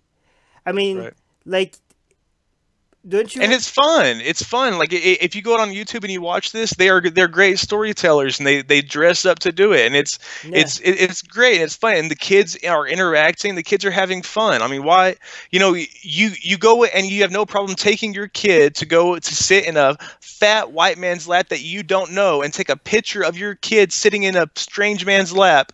But it's strange for you to go and see a drag queen read some kids an innocent story. Yeah. See, if you want to be angry about leftist indoctrination, I saw this is not what you get angry about. This is about just your kids being exposed to other people, different types of people, and being okay with all different types of people, and learning to love and and enjoy the company of all kinds of people. Okay, if you really want to find leftist indoctrination of children to be angry about, there are stuff when they're teaching minority kids in schools that white people are always against them. There's there's systemic racism, and they will never, the whole world is always against them, right? And they teach they're teaching them to blame all their failures on society, and never, that's the kind of brainwashing. Or if you're a girl, they're always teaching them that the society will always be against them, right? And that's not a good thing to teach people, because every time they fail, they always have this. They never try to improve. They always think my source of failure must be from somewhere else, right? And this is something that they actively now are teaching kids. And this is, so a lot of people, when they hear us saying that this shouldn't be bad, they think like, oh, we're like regressive leftists. No, there are actual leftist propaganda being happening in school. Regressive leftists, again, not leftists, because we don't want to. Whenever we say we have to be careful. When you say right, if you criticize, we mean alt-right, not right. There's so many great people on the right, and there's so many great people on the left. We're talking about the regressive left.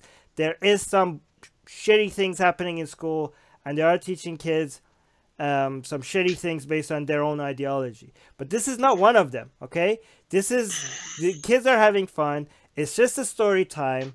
Whatever you think about transgender stuff, you should agree that these people deserve to be loved. And you have to be compassionate towards other people, and your kids are learning the same thing. Go ahead. Every Saturday, before I moved up here to the place I just moved in May. We would go to the mall, and we would walk around, because they would always have somebody playing the piano, or somebody doing some kind of an exhibition, and there was always multiple people there. And we'd walk around and see what everybody was doing, and there was always one person that would show up making balloon animals, and he stunk. He didn't even dress up like a clown. And he was just weird, and my daughter did not like him, and she loved going to the mall. But whenever we would go there and she would see the clown doing the balloons, she didn't want to go near him. And you know what? I didn't want her to go near him, so we would go on the other side. We would go and continue along our way. We didn't file a fucking lawsuit because our feelings were hurt that we didn't like the clown. Yeah, but I mean, if you could, you're free to complain though. Like if these parents. If they I guess they're also free to file a lawsuit. It's just a ridiculous lawsuit, and I mean, I was also going to blame the library for giving in, but to be fair, the library probably doesn't have any money to be able to fight this shit, right?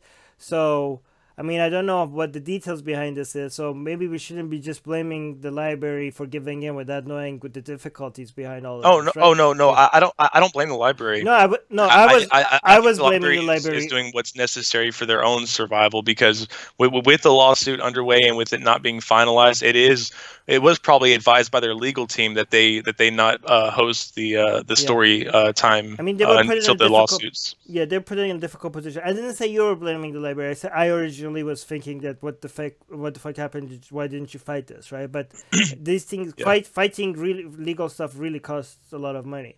So I mean, this is a shitty thing they do, but they have a right to do it, right? I just hope it doesn't go anywhere, and I hope they just end up paying a lot of legal fees that goes nowhere for them, right? And I hope it sets a precedent for. I mean, I hope it doesn't. People can't, like, once this is settled, I hope it goes the drag queen's way, and I hope that because it sets a precedent, other people wouldn't be able to keep bringing on their own lawsuit because somebody set a precedent. I hope that's what happens. Let me see what the top comments are. This is going to be top comments. Tim is saying they'd rather have a pedophile do it. It's talking about the priest. Again, not all priests are pedophiles, even though it's... Jeez. Yeah. Yeah, okay. That horse is dead. You guys can stop beating it, like, for real. Elizabeth is saying, Christians ruining everyone's fun for the past 2,000 years. Stephen is saying, what could be more amazing to kids than being read stories by someone who looks as magical as the characters themselves? Yeah, I mean, the costumes are pretty fun, to be honest. As a kid, that would be amazing if somebody showed up with a costume like that at school. Jade is saying, drag is performance art. Yeah, actually, it is performance. Drag queen doesn't mean transgender. It's more like these are not synonymous. It is a performance art. So yeah, Jade is saying not all transgender people are drag. It's not, yeah. So drag is performance art. It's not about sexuality. Of course, drag queens performing in clubs and bars are going to adult up their routine. I don't know what that means. But this is no different than any other costume performer. And okay, so yeah, again, sorry for using these words interchangeably. There are some cis people that are drag queens, right? So again, educate us in the comments if we're correct or wrong about this. No, Some cis people are drag queens as well. TY is saying, I'm not Christian and I shut that shit down. Okay, so yeah, we have atheists that are also don't like this stuff, but yeah, so we already addressed that. Let me see.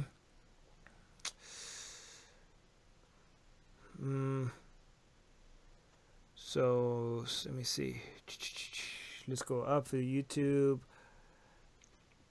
Yeah, okay. Moose is saying the same thing that we keep criticizing. Moose is saying, after all the child sex abuse Catholic priests did and hid.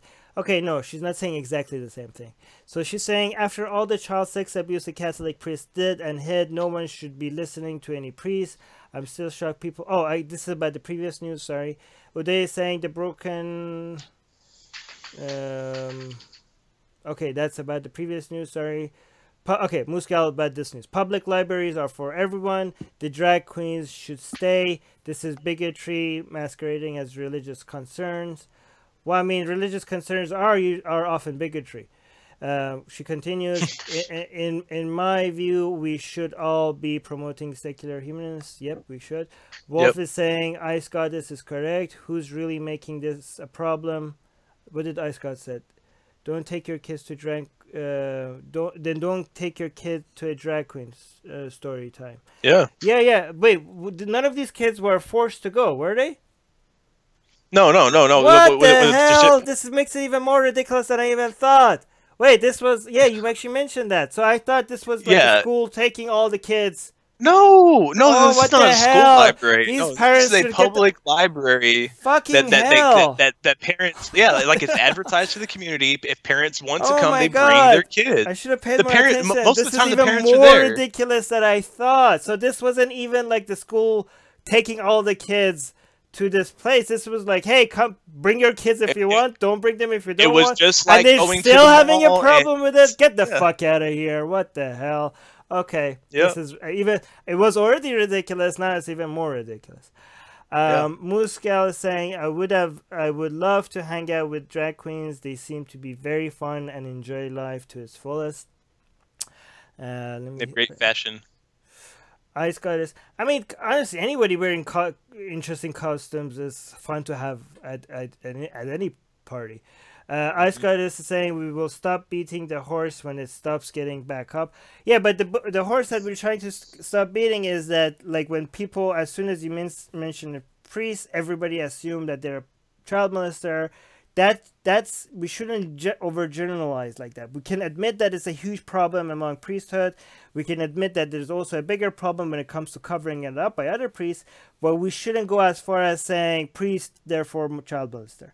Soraya because then then what you do is you end up making them the victim, and it gives them plausible deniability, and they say, "Oh, well, that's just because I'm a priest. Everybody's saying that I'm Yeah, a child molester." yeah. Soraya is saying, so drag queen is like cosplayers? Yeah, pretty much. I guess, right? Yeah, basically, yeah.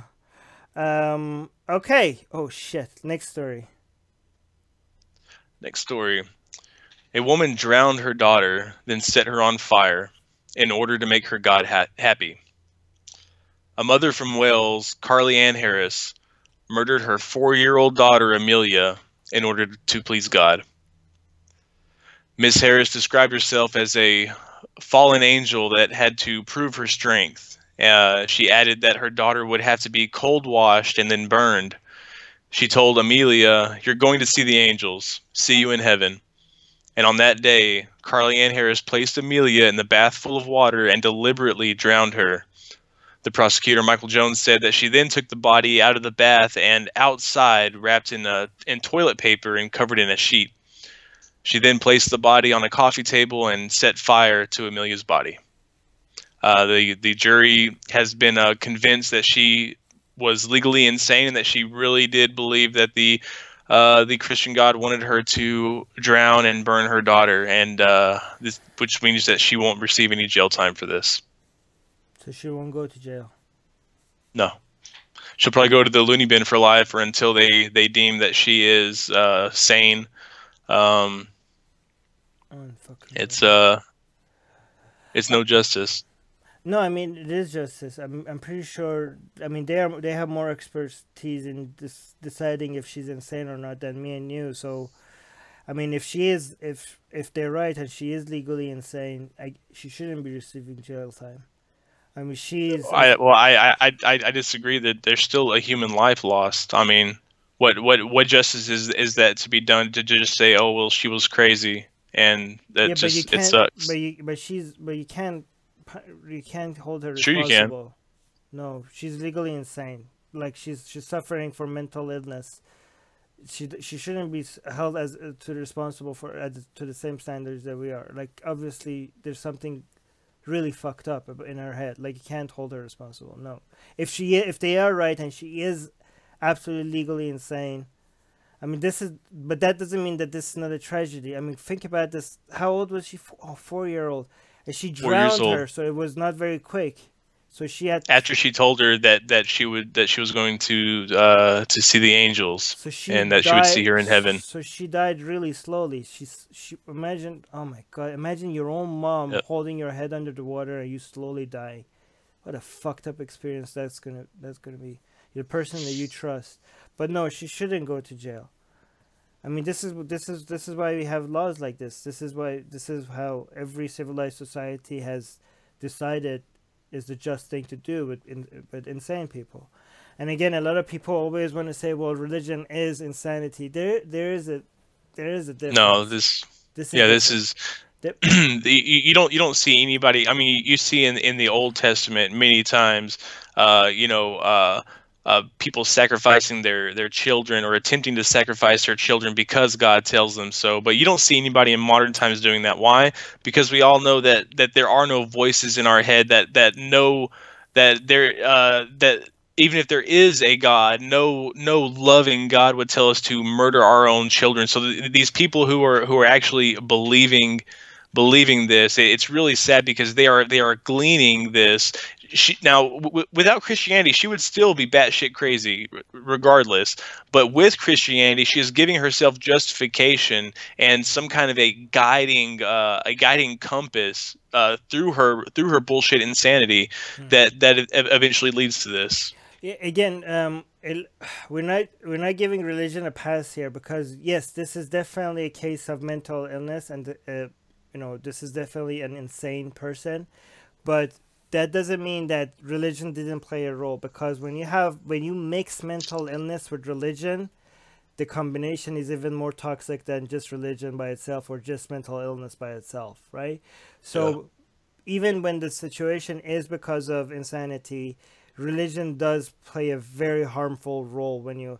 And again, I know people in the live chat have heard this before, but I'm just going to repeat it for people that are new.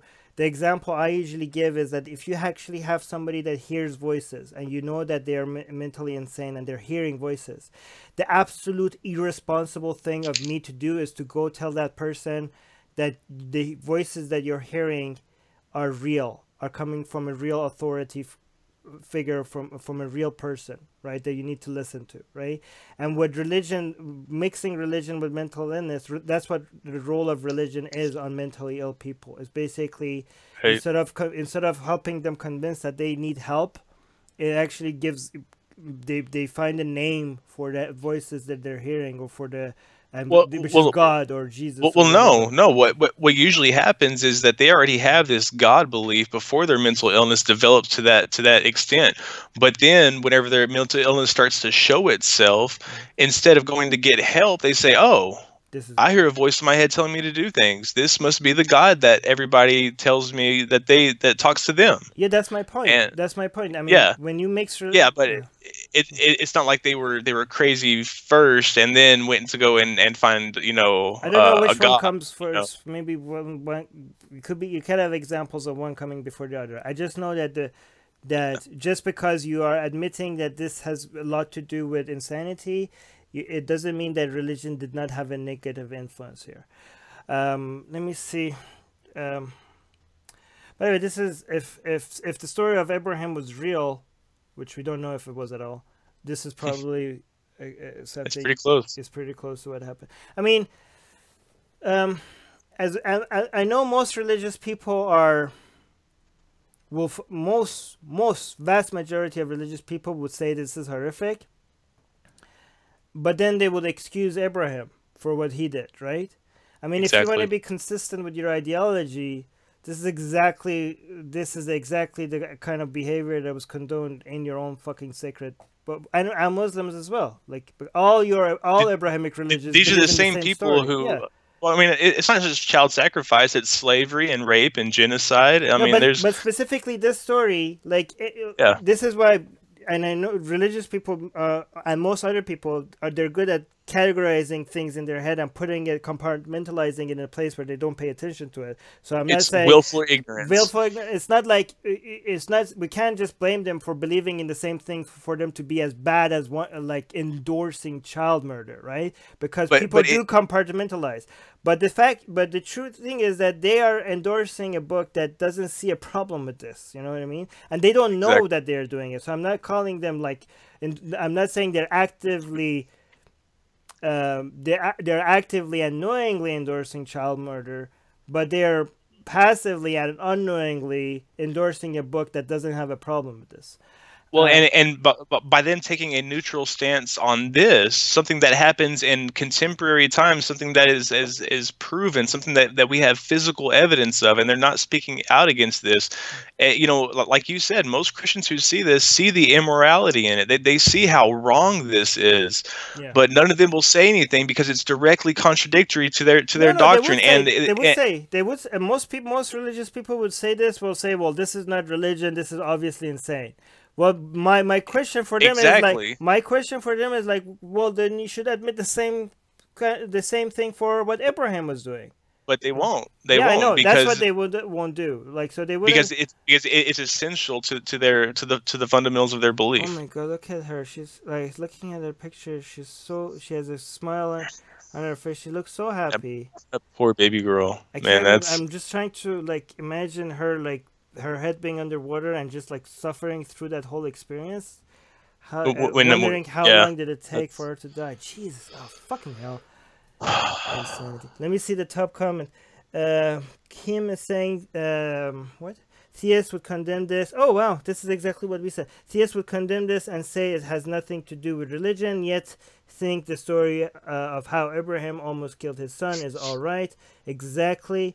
Ruben is saying her church should be charged as accessory to murder. No, I don't think so. I disagree with that.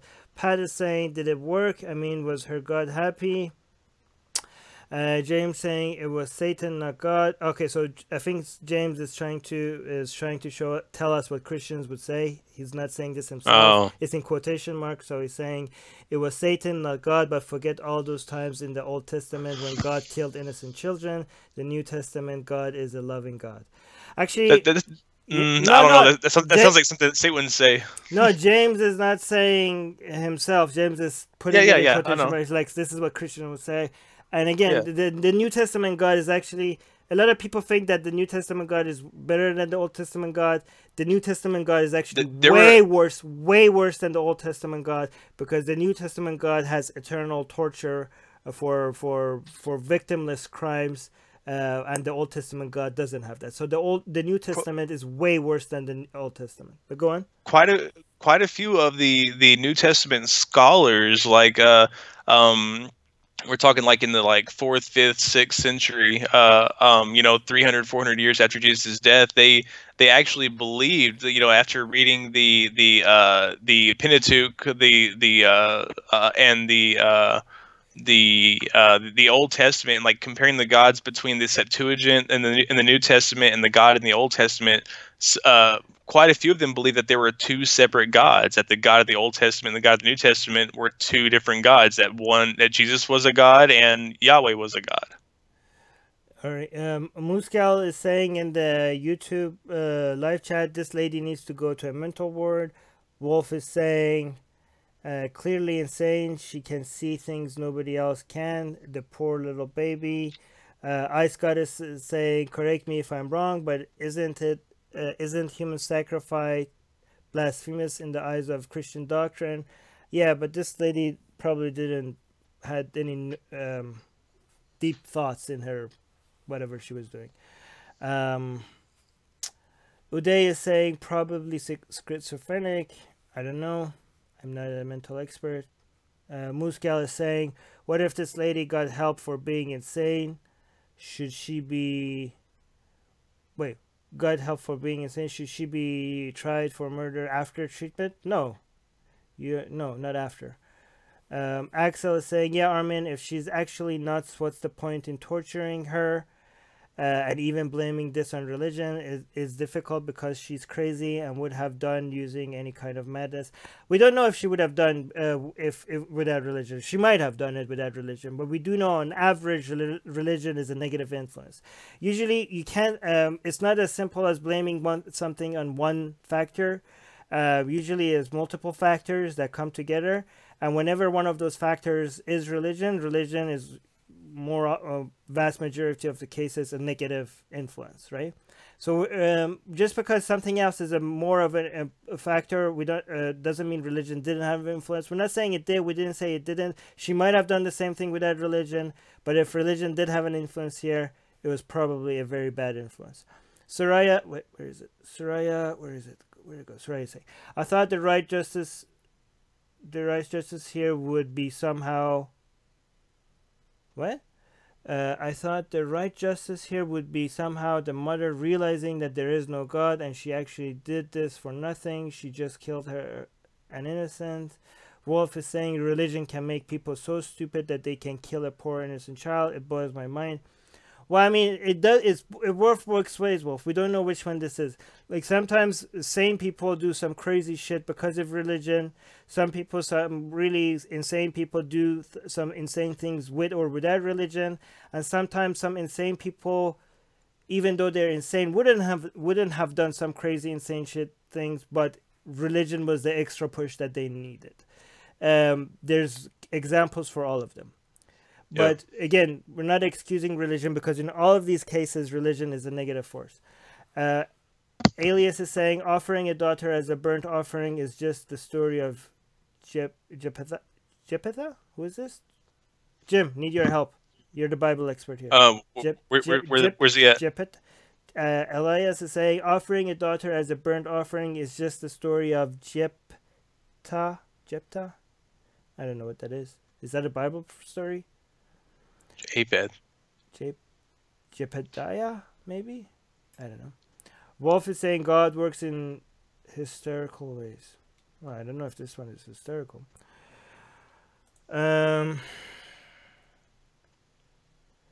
James in the Facebook post is wondering if now she's going to become a religious figure, the girl that was burned. Jennifer saying, so set her on fire, problem solved.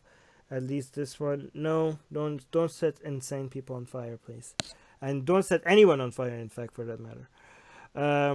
So, Jim, did you want to add something? Let me see if anybody in the Facebook... Did you want to add something? Okay, I can't hear you. But okay, Phoenix is saying the Bible condones killing kids. Yes, it does. In fact, the God itself has killed more kids than anyone else, based on their story. Were you trying to say Jeremiah? No, I was reading what he was saying. He might have wrote it wrong. It says Jepthah. What is that? Japheth? I don't know who that is. Anyways, let's go to the next news. Next news. Catholic Archbishop. If your religion contradicts the law, ignore the law. Catholics are not obligated to follow laws that contradict their faith, the Archbishop of Dublin, Diarmuid Martin, said. He wants the church to ignore the state. Concerning the regulation of termination of pregnancy bill, which goes before the Senate this week, Archbishop Martin said there's a clear Catholic teaching that if legislation is against the basic principles of faith of people, that they can't be forced to carry it out. Okay, so what happens to give unto Caesar what's Caesar's due? How's that go? How's that line go? Is that just for taxes, or does that go for laws as well? It says to surrender unto Caesar that which is Caesar's, but also in what they're referring to is the one in Romans 13. It says, "Let every person be subject to governing authorities. There's no authority except from God, and those that are in power were put there by God. Therefore, if anybody goes against what they say." And against who God has appointed, then they'll get their own judgment. Wait, so according to the Bible, if you're in Iran, you should follow, or if you're in Saudi Arabia or so, you should follow Sharia fucking law? According to yes, that is correct. So the Bible is teaching you to follow Sharia law. According to Romans, but in Acts, Paul tells the apostles, says we must obey God rather than men. So I mean, it's really contradictory there. The one you're referring to is in Luke, and it says surrender to Caesar that which is Caesar's, and yeah, that's referring to taxes. Okay, so maybe not. Okay, let's be devil's advocate. It doesn't contradict. So that one is specifically referring to taxes, not law. When it comes to laws, maybe you shouldn't be following man's law. You should be following God's law. But when it comes to taxes, just pay up your taxes. So see, no contradiction. I solve Christianity. Well, no, because the one in Acts is still a contradiction. Why? But the verse in Acts is still a contradiction. Oh yeah, you're right. So you basically be like the Kent Hovind. So okay, but I could just specifically say that one was also referring to taxes only, no? But it wasn't, because if you read it in context, it's not talking about that. Isn't but this Archbishop? Where is he? In Ireland? Archbishop? He is in. Am I pronouncing this? Archbishop Diarmuid Martin. Martin isn't so. This is basically when you say archbishop, that means like a bishop plus, like a bishop with has passed a certain level. He's like the bishop over the whole diocese, over the whole area. So he's likely over the whole Dublin area. Right. It's kind of like when you level up in video games or something, right?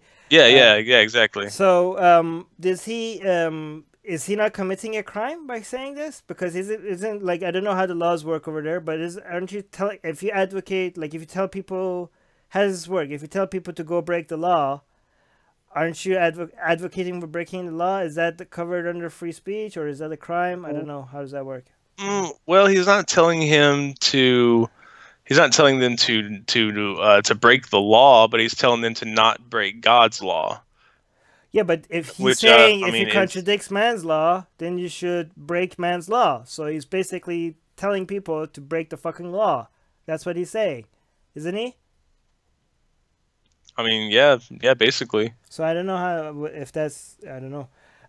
But here's devil's advocate.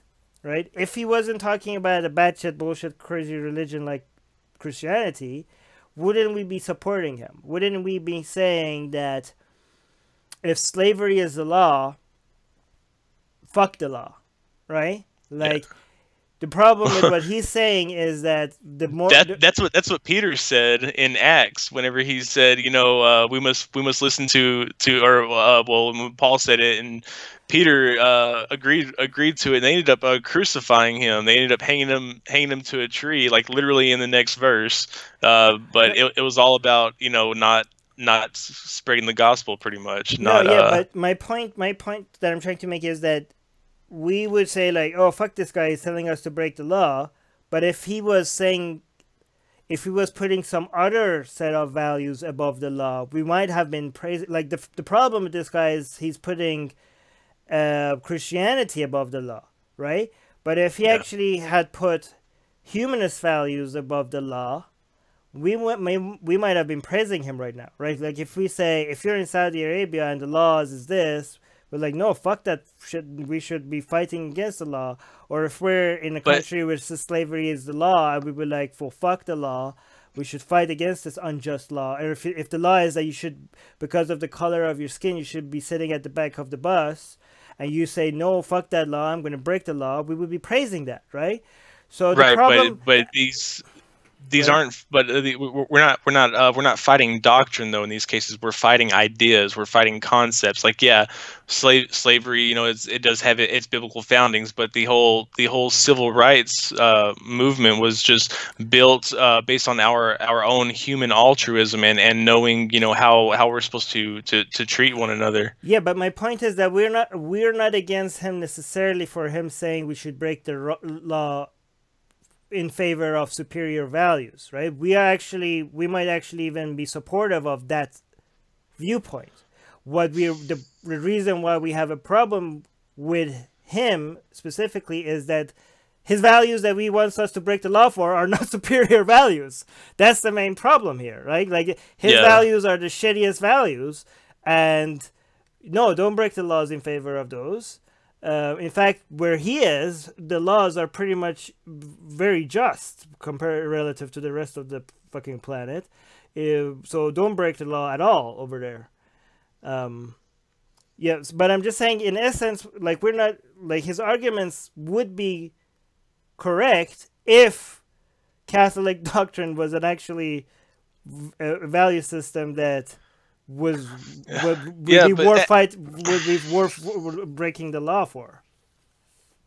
But at the same time, if it was happening here in the United States, we're talking about somebody who's getting up before a congregation and is telling people how to vote when it comes to issues like abortion and contraception and education and things like that. So if it was in the United States and it wasn't some funded church like in Ireland, and then it would be it would be wrong. It would be anti-constitutional, or it would be.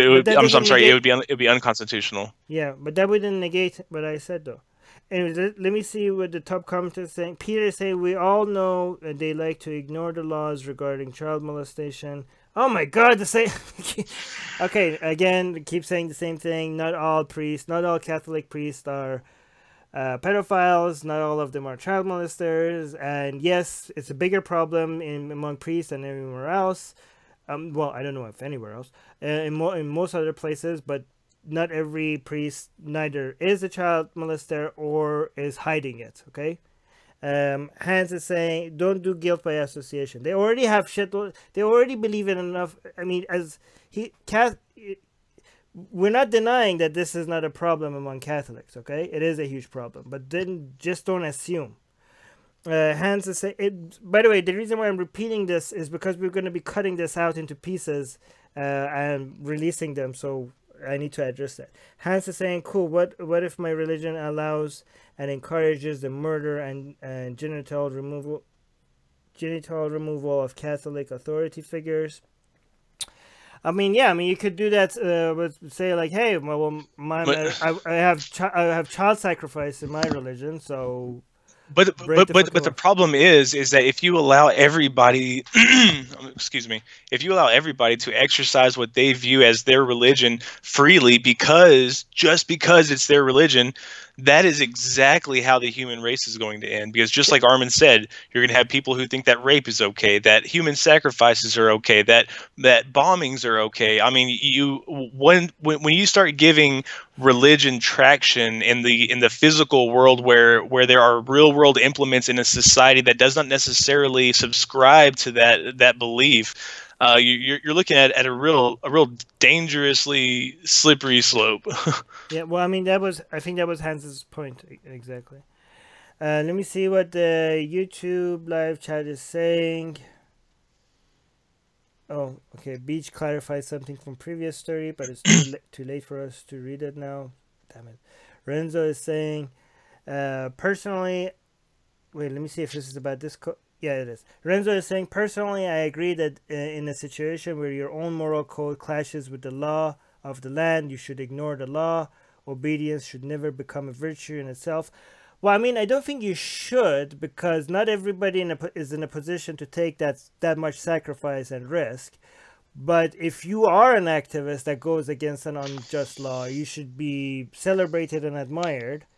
But I don't think it's everyone's duty to do so, because we're not, I mean, we all, but if somebody does make that sacrifice, we should just be thankful. But go on, Jim. Yeah, I would say that obedience is just in certain circumstances. Whenever you are perpetuating good ideas and good laws, you know, for some people, it's hard for them, you know, not to say write hot checks. You know, it's hard for people to not spend more money than what they have.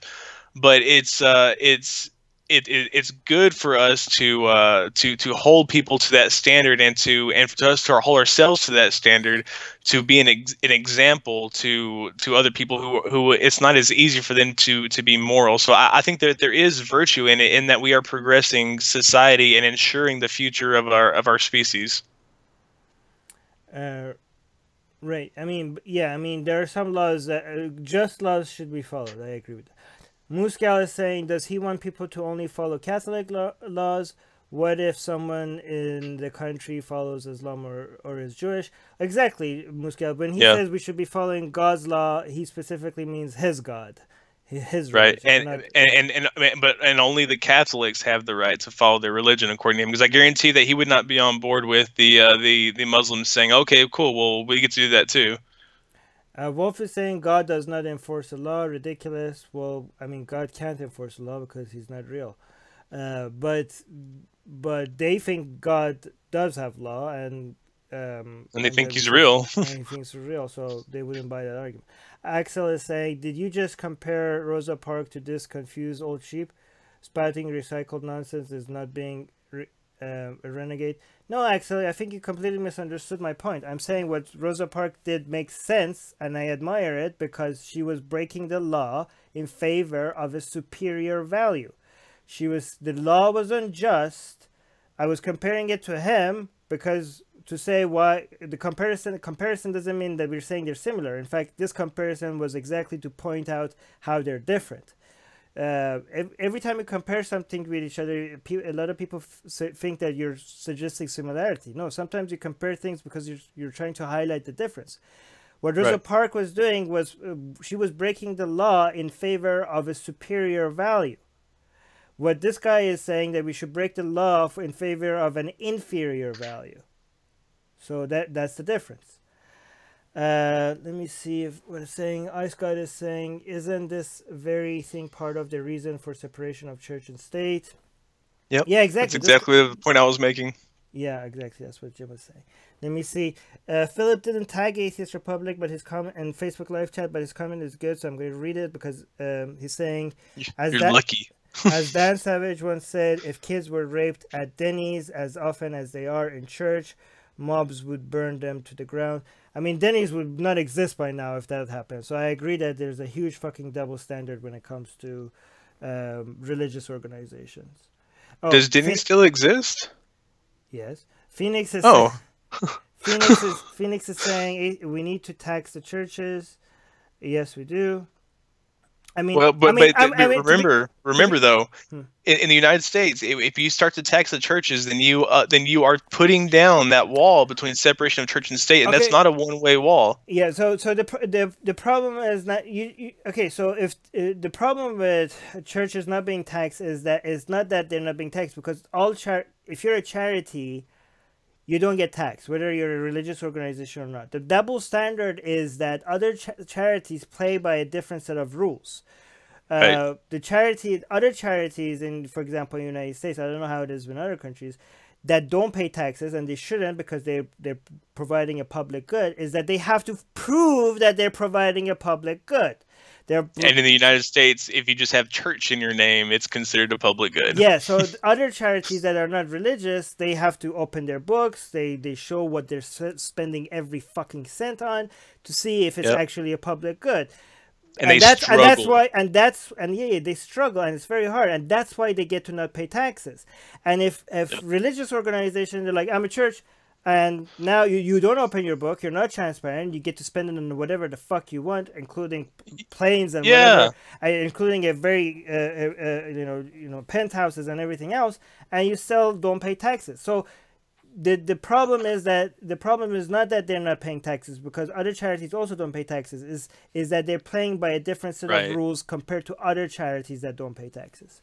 Right, because you can have a secular homeless center, for homeless people, and you can struggle year after year to make ends meet, to keep it afloat and to keep track of all of your financials. And meanwhile, Joel Osteen is flying his multi-million-dollar jet to go and file his taxes. Right. I mean, it's hypocritical and it's backwards. Wolf is saying churches should not be taxed; they should be abolished. Well, the difference between the perspective we're talking about, Wolf, is from a top-down approach and a bottom-up approach. From a top-down approach, when it comes to the government, churches shouldn't be abolished, because that's not the government. You shouldn't be able to have that much authority. But from a bottom-up approach, I agree that churches should be abolished, not with the government enforcing it, but by us trying to get more people out of this religious dogma enough for churches not to make sense anymore and for them to go bankrupt. So I agree that churches should be abolished, but not from government, from a bottom-up approach. Basically what we're doing at Atheist Republic and other atheist activists are doing. That's how churches should be abolished. But I agree with you that they should eventually be abolished one way or another. Let's go to the final news. Missouri City to remove cross from holiday display after group complaints. Freedom from Religion Foundation said that the cross in the Finley River Park holiday display violates the principle of separation of church and state. The southwest Missouri city of Ozark is taking down the Christian cross. An Ozark citizen contacted Freedom from Religion Foundation about the display, which prompted them to file the complaint. So, bye-bye cross, hello religious equality. I'm loving it. Yeah, I agree with this, and I know we do have a lot of atheists that don't agree with this, because they say, let me bring you, I very much support the Freedom from Religion Foundation for doing this, but here's the argument that some atheists make. I'm like, are you really, like, why are atheists acting like snowflakes? It's just a fucking cross. It's not hurting anybody. We have bigger shit to deal with. People are being killed in the name of religion. They have blasphemy laws in other countries. People are on death row because of Islam. Christianity is fucking our lives in other ways than just a cross in public places. This is not the fight that we should be fighting. Let them have their fucking cross. Why are you doing this? How do you respond to that, Jim? I have my own response to that. Okay, so you say let them have their holidays. No, a cross. It's not hurting anybody. Oh, okay. Let them have their cross. It's not hurting anything. First of all, if you allow the cross, then you have to allow every other symbolic ideology from every other religion on there, and that includes the Satanic Temple's resurrection of Baphomet. You've got the Eve's arm holding an apple with the serpent wrapped around it. You've got the Snaketivity. You've got Festivus pole. I mean, if you if you in the Constitution of the United States of America, it says that there will be no official test of a religion, and there will be no official religion. Period. So for there to be some sort of a significant display on a government grounds, it is literally them taking a positive stance on the existence of that deity. Yeah, you have to understand. So this is not. Where was this? Where was this? This was on. What grounds was it? Was it publicly funded ground? Like what? The land was leased by the government for public use. Yeah. Okay. So it's government ground. So it's publicly funded, right? Right. I mean, It's I'm yeah. sure the Christians that are upset about this, if they had like Islamic or satanic stuff and government funded areas, I'm pretty sure they would be losing their mind right now, and they would be demanding secularism if something like this happened. Right. But I've been getting some conflicting stories about this too, because some of them some of the stories say that they have agreed to take it down, and then some of them have said that they have later came back and redacted that statement and said, I'm sorry, retracted that statement and said that they changed their mind that they won't be taking it down. So that has remains to be seen. I mean, this is like people in the United States that don't think this is a big deal. This is a line that if it gets crossed, it will open a floodgate. You have no idea. This is not something that you want to, just because other places have it worse. The other places have it worse because they are not where you are, and this is the door that you are opening to religion, into publicly funded, into your government. You stand your ground, because if you remove this barrier, you're not going to be able to stop the floodgates, because now you open the door to religion in your fucking government. This is not just we're not talking about just public areas. We're talking about government funded public areas. And once you set a precedent that religion can be, Christianity can be mixed with your government, there is no stopping that after that. Do you think they're going to be happy? Do you think these people are going to just be satisfied with just this win? This is going to set a precedent for every other form of influence of religion in government, not in public. Christians are... or theists in general are notorious for crossing a line, or for pushing the line, for pushing a boundary. And almost 250 years ago, that line was drawn in the United States, and that was the line that is the separation between church and state. And if you move that line, I guarantee you, every single one will rush up to get right up against it. And no matter how many times you move that line, no matter how many times that you give them a little bit, it will never be enough. See, what people need to understand is that we're not saying religious symbols shouldn't be in public. This is not just public. This is publicly funded. And if you remove that line, if you're allowing, then you're basically blurring the line between church and state. And there's not going to be an end to that. This is where you draw the line. This is where you stand your fucking ground, because it's going to be, if you don't draw this line here, if it's not defined between church and state, then where are you going to draw the line? Because by definition, it's not going to be between church and state. And there's it's going to be between Islam and Christianity, or Hindu and Islam. No, but let me make this point. But because there's no other definition, there's no other line suggested anywhere. So if this line disappears, you are fucked. You don't give up on this. Your country is as great as it is a lot because of this line that you have drawn. Do not give in to this line. And I don't know if people understand in the United States how lucky they are to have the Freedom from Religion Foundation, because this has been the main organization that has been responsible for standing this ground, standing this line, for defending this line that most of you in the United States are not grateful enough for having this line drawn for you, and most of you are not grateful enough for Freedom of Religion Foundation for them being the guardians of this line that you all are taking advantage of. Yeah, you're right. Absolutely. Anyway, I saw we are the night watchmen, and they are. Well, Freedom from Religion Foundation is this is something you have no idea how jealous so many countries are of you for having that line drawn for you. Right. So I appreciate the people that drew that line, and I appreciate the people, like the people from Freedom of Religion Foundation, that are guarding that line.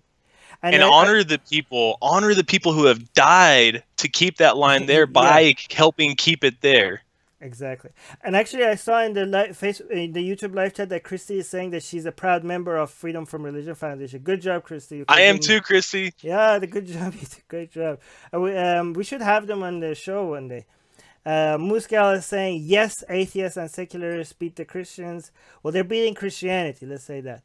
Because, to be fair, we do have Christians that also support secularism. So let's give them credit for that as well. Right. Big thanks to our allies out there. Yeah. B just saying, I do have to wonder why the cross, his death, has to do with Christmas, his birth. Yeah, they're celebrating his death at his birthday. They've got this holiday mixed up. If I was Jesus and I came back and I would tell the Christians, you guys are all fucking sick. Like, why would you have the cross everywhere? Do you guys know they tortured me on this fucking thing? Muscal is saying, if we let the Christians get away with the little stuff, it will embolden them to ask for more and even bigger things in our societies. Exactly. Wolf is saying, I agree with Jim. Ice Goddess is saying, when you plant mint, you have to keep it contained because one little plant spreads like wildfire. The same sort of principle is applied here. Muscal is saying, is that a lit up cross? I never saw one that's blue before, and I was raised Catholic. So where else? Yeah, let me see what the top comments are. The top comment is a meme, unfortunately. Oh, Linda is saying, unfortunately, because I'm going to read the ones at the podcast, because this is going to go on our podcast as well. By the way, listen to our podcast if you prefer podcasts over YouTube. Linda is saying, if it's on government property, then it has to go. It's unconstitutional. Government is not to promote one religion over another. There's no argument over this, as the Constitution is very clear on this. If on private property,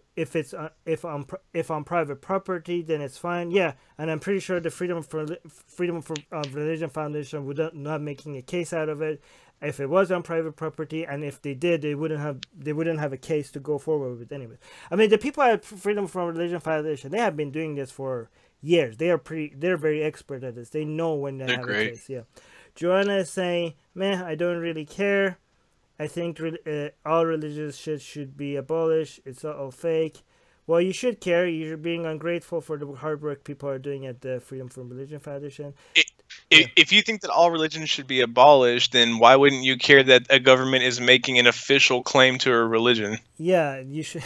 Yeah, I mean, if you care about that, then religion spreading into government should be a. I don't like this whole, and I might get a lot of shit for this, but I hate this whole atheist attitude. Like, I don't believe in God, nothing matters. You know, it's like, man, get alive. Like, come on, seriously. I mean, yeah, this is, and I also don't like the attitude of all. I mean, they're all wrong, but they're not all the same. A lot of atheists claim like all these problems are the same problem. No, you have to understand the details behind them, or else you're not going to be an effective force against it. Andrea is saying, everyone knows better than to do this on government property. I think they're being put up because they know someone will make them take it down. Then they get to be persecuted. Actually, Andrea, that might be, I don't know if that is true, but that might be true, and that is very strategic and smart of them if that was their idea. That's just what I was saying a while ago. Like, wherever you put that line, they're going to push it. And if you look at it now where it is, they're pushing it. They're pushing it with abortion, with contraception, with prayer in school. They are pushing that line as much as they can. And this is nothing new, and it's not. I mean, and like I said, if you move that line a little bit, it's going to be the same thing. Andrea's making a different point, and I think Andrea might be correct. And a lot of times we look at what Christians do, and we think everything they do is insane. But no, this might actually be very strategic. They might actually be very smart about this. They might be putting this there on government property, on taxpayer property, knowing that they're not going to be able to get away with it. But that was that whole plan to begin with, to get somebody to remove it, and then they go to their whole congregation and be like, look, we can't even have a fucking cross. Look at what this atheist nation is doing to us. Oh, we're the victims. Or we're prosecuted, and it works. Yep. It works. So they might be being very strategic about this, and I think Andrea is right. Maybe I don't know if it's right. She might be right if that's what they're doing. Well, either way, that they're definitely taking advantage of it. Yeah. Muscal is saying, I get FFRF newspaper sent to the house. In the future, I would consider becoming a member. Yep. Wolf is saying, there is no such thing as God. It's not blurred lines here, people. Well, I think we all know that. Wait, there's no gods? Yeah, but I don't know what you're responding to, because I mean, you're preaching. Yeah, okay. Anyways, let me see if there is. Oh, good. Phoenix is tagged Atheist Republic on Facebook live chat saying, my U.S. Constitution decrees the government may not favor any religion. We have both freedom of and freedom from religion, as federal Supreme Court have consistently upheld. Let me see. Upheld through numerous rulings. I refuse to live in a theocracy. Recent conservative federal appointments are very worrying. Well, good job, Phoenix. Keep supporting these organizations that are helping you keep it like that.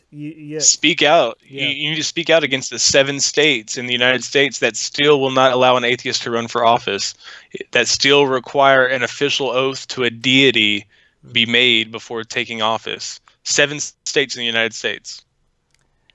Right. Okay, good. I think that was the last news. We're going to end it here. Again, thank you. By the way, before we end it, I want to tell people that if you're not getting our shows every week and you're wondering, like, how could I make sure? Because Facebook is against us, YouTube is against us, because we're talking about sensitive topics that may hurt people's feelings. So you might not get us, show us in your feed, you might not get notifications, and you want to make sure you do get it. There's only one way, is to subscribe to our newsletter. If you go to our YouTube, you see the link in the description, or you could just go to atheistrepublic.com and subscribe to our newsletter, and that way every time we have one of these shows, we'll just send you after it's done, and that you won't miss it. It'll show up in your inbox. So if you want to make sure you don't miss any of our live streams or any of our shows, just go to Atheist Republic and subscribe to our newsletter. Muscal is saying, Armin, I know you like the Satanic Temple folks. Yes, I do. By the way, they're atheists. The Chicago chapter is feuding with the Illinois State Republicans over their holiday display in the state capitals. Look it up. Oh, Jim, we should invite. Did you see that statue of Baphomet that they put up? Yes, yes. Well, they didn't put it up, but it was a traveling statue. They were going to put it up in Oklahoma, Oklahoma City, which is just like an hour from my house. So I was super excited about that. But they ended up taking down the 10 Commandments that they were going to put it up next to. So they decided to take it on the road instead. Yeah, we should have them on. Yeah, absolutely. I'll see if you could arrange something with the Satanic Temple to bring them on our show.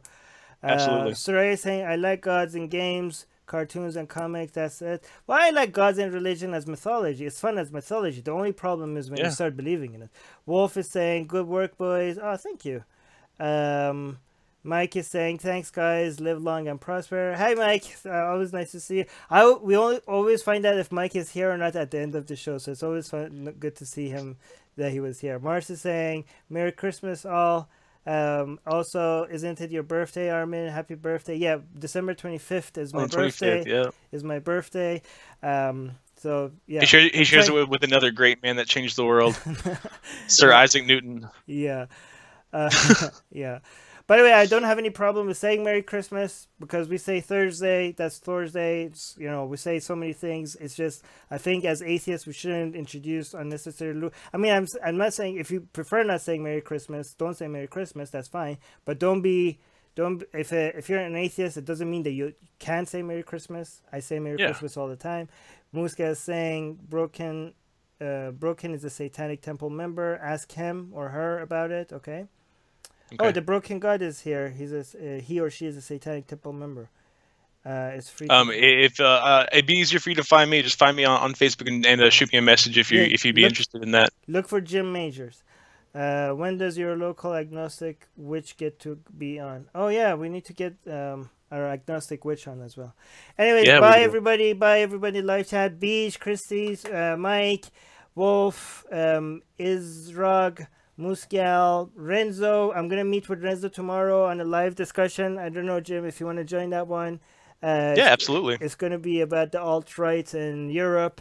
I think tomorrow, what time? What was it? Tomorrow, 9 a.m. PST. We're going to have that. So yeah, looking forward to that one. Who else is the Broken God? Let's see people on the Facebook. Shoresh, Phoenix, thank you so much for your comments and tagging us so I could read them. Phoenix is saying thanks for all you do, Atheist Republic. I respect your courage. Oh, thank you, Phoenix. That's very sweet. Everybody else, Tyler, Spread Smiles, the universe said so. Okay. Yeah, thank you, everybody, and thank you so much for people that corrected us and disagreed with us and gave us more information about the stuff that we were talking about. And see you guys again next week. Love y'all. Bye everyone.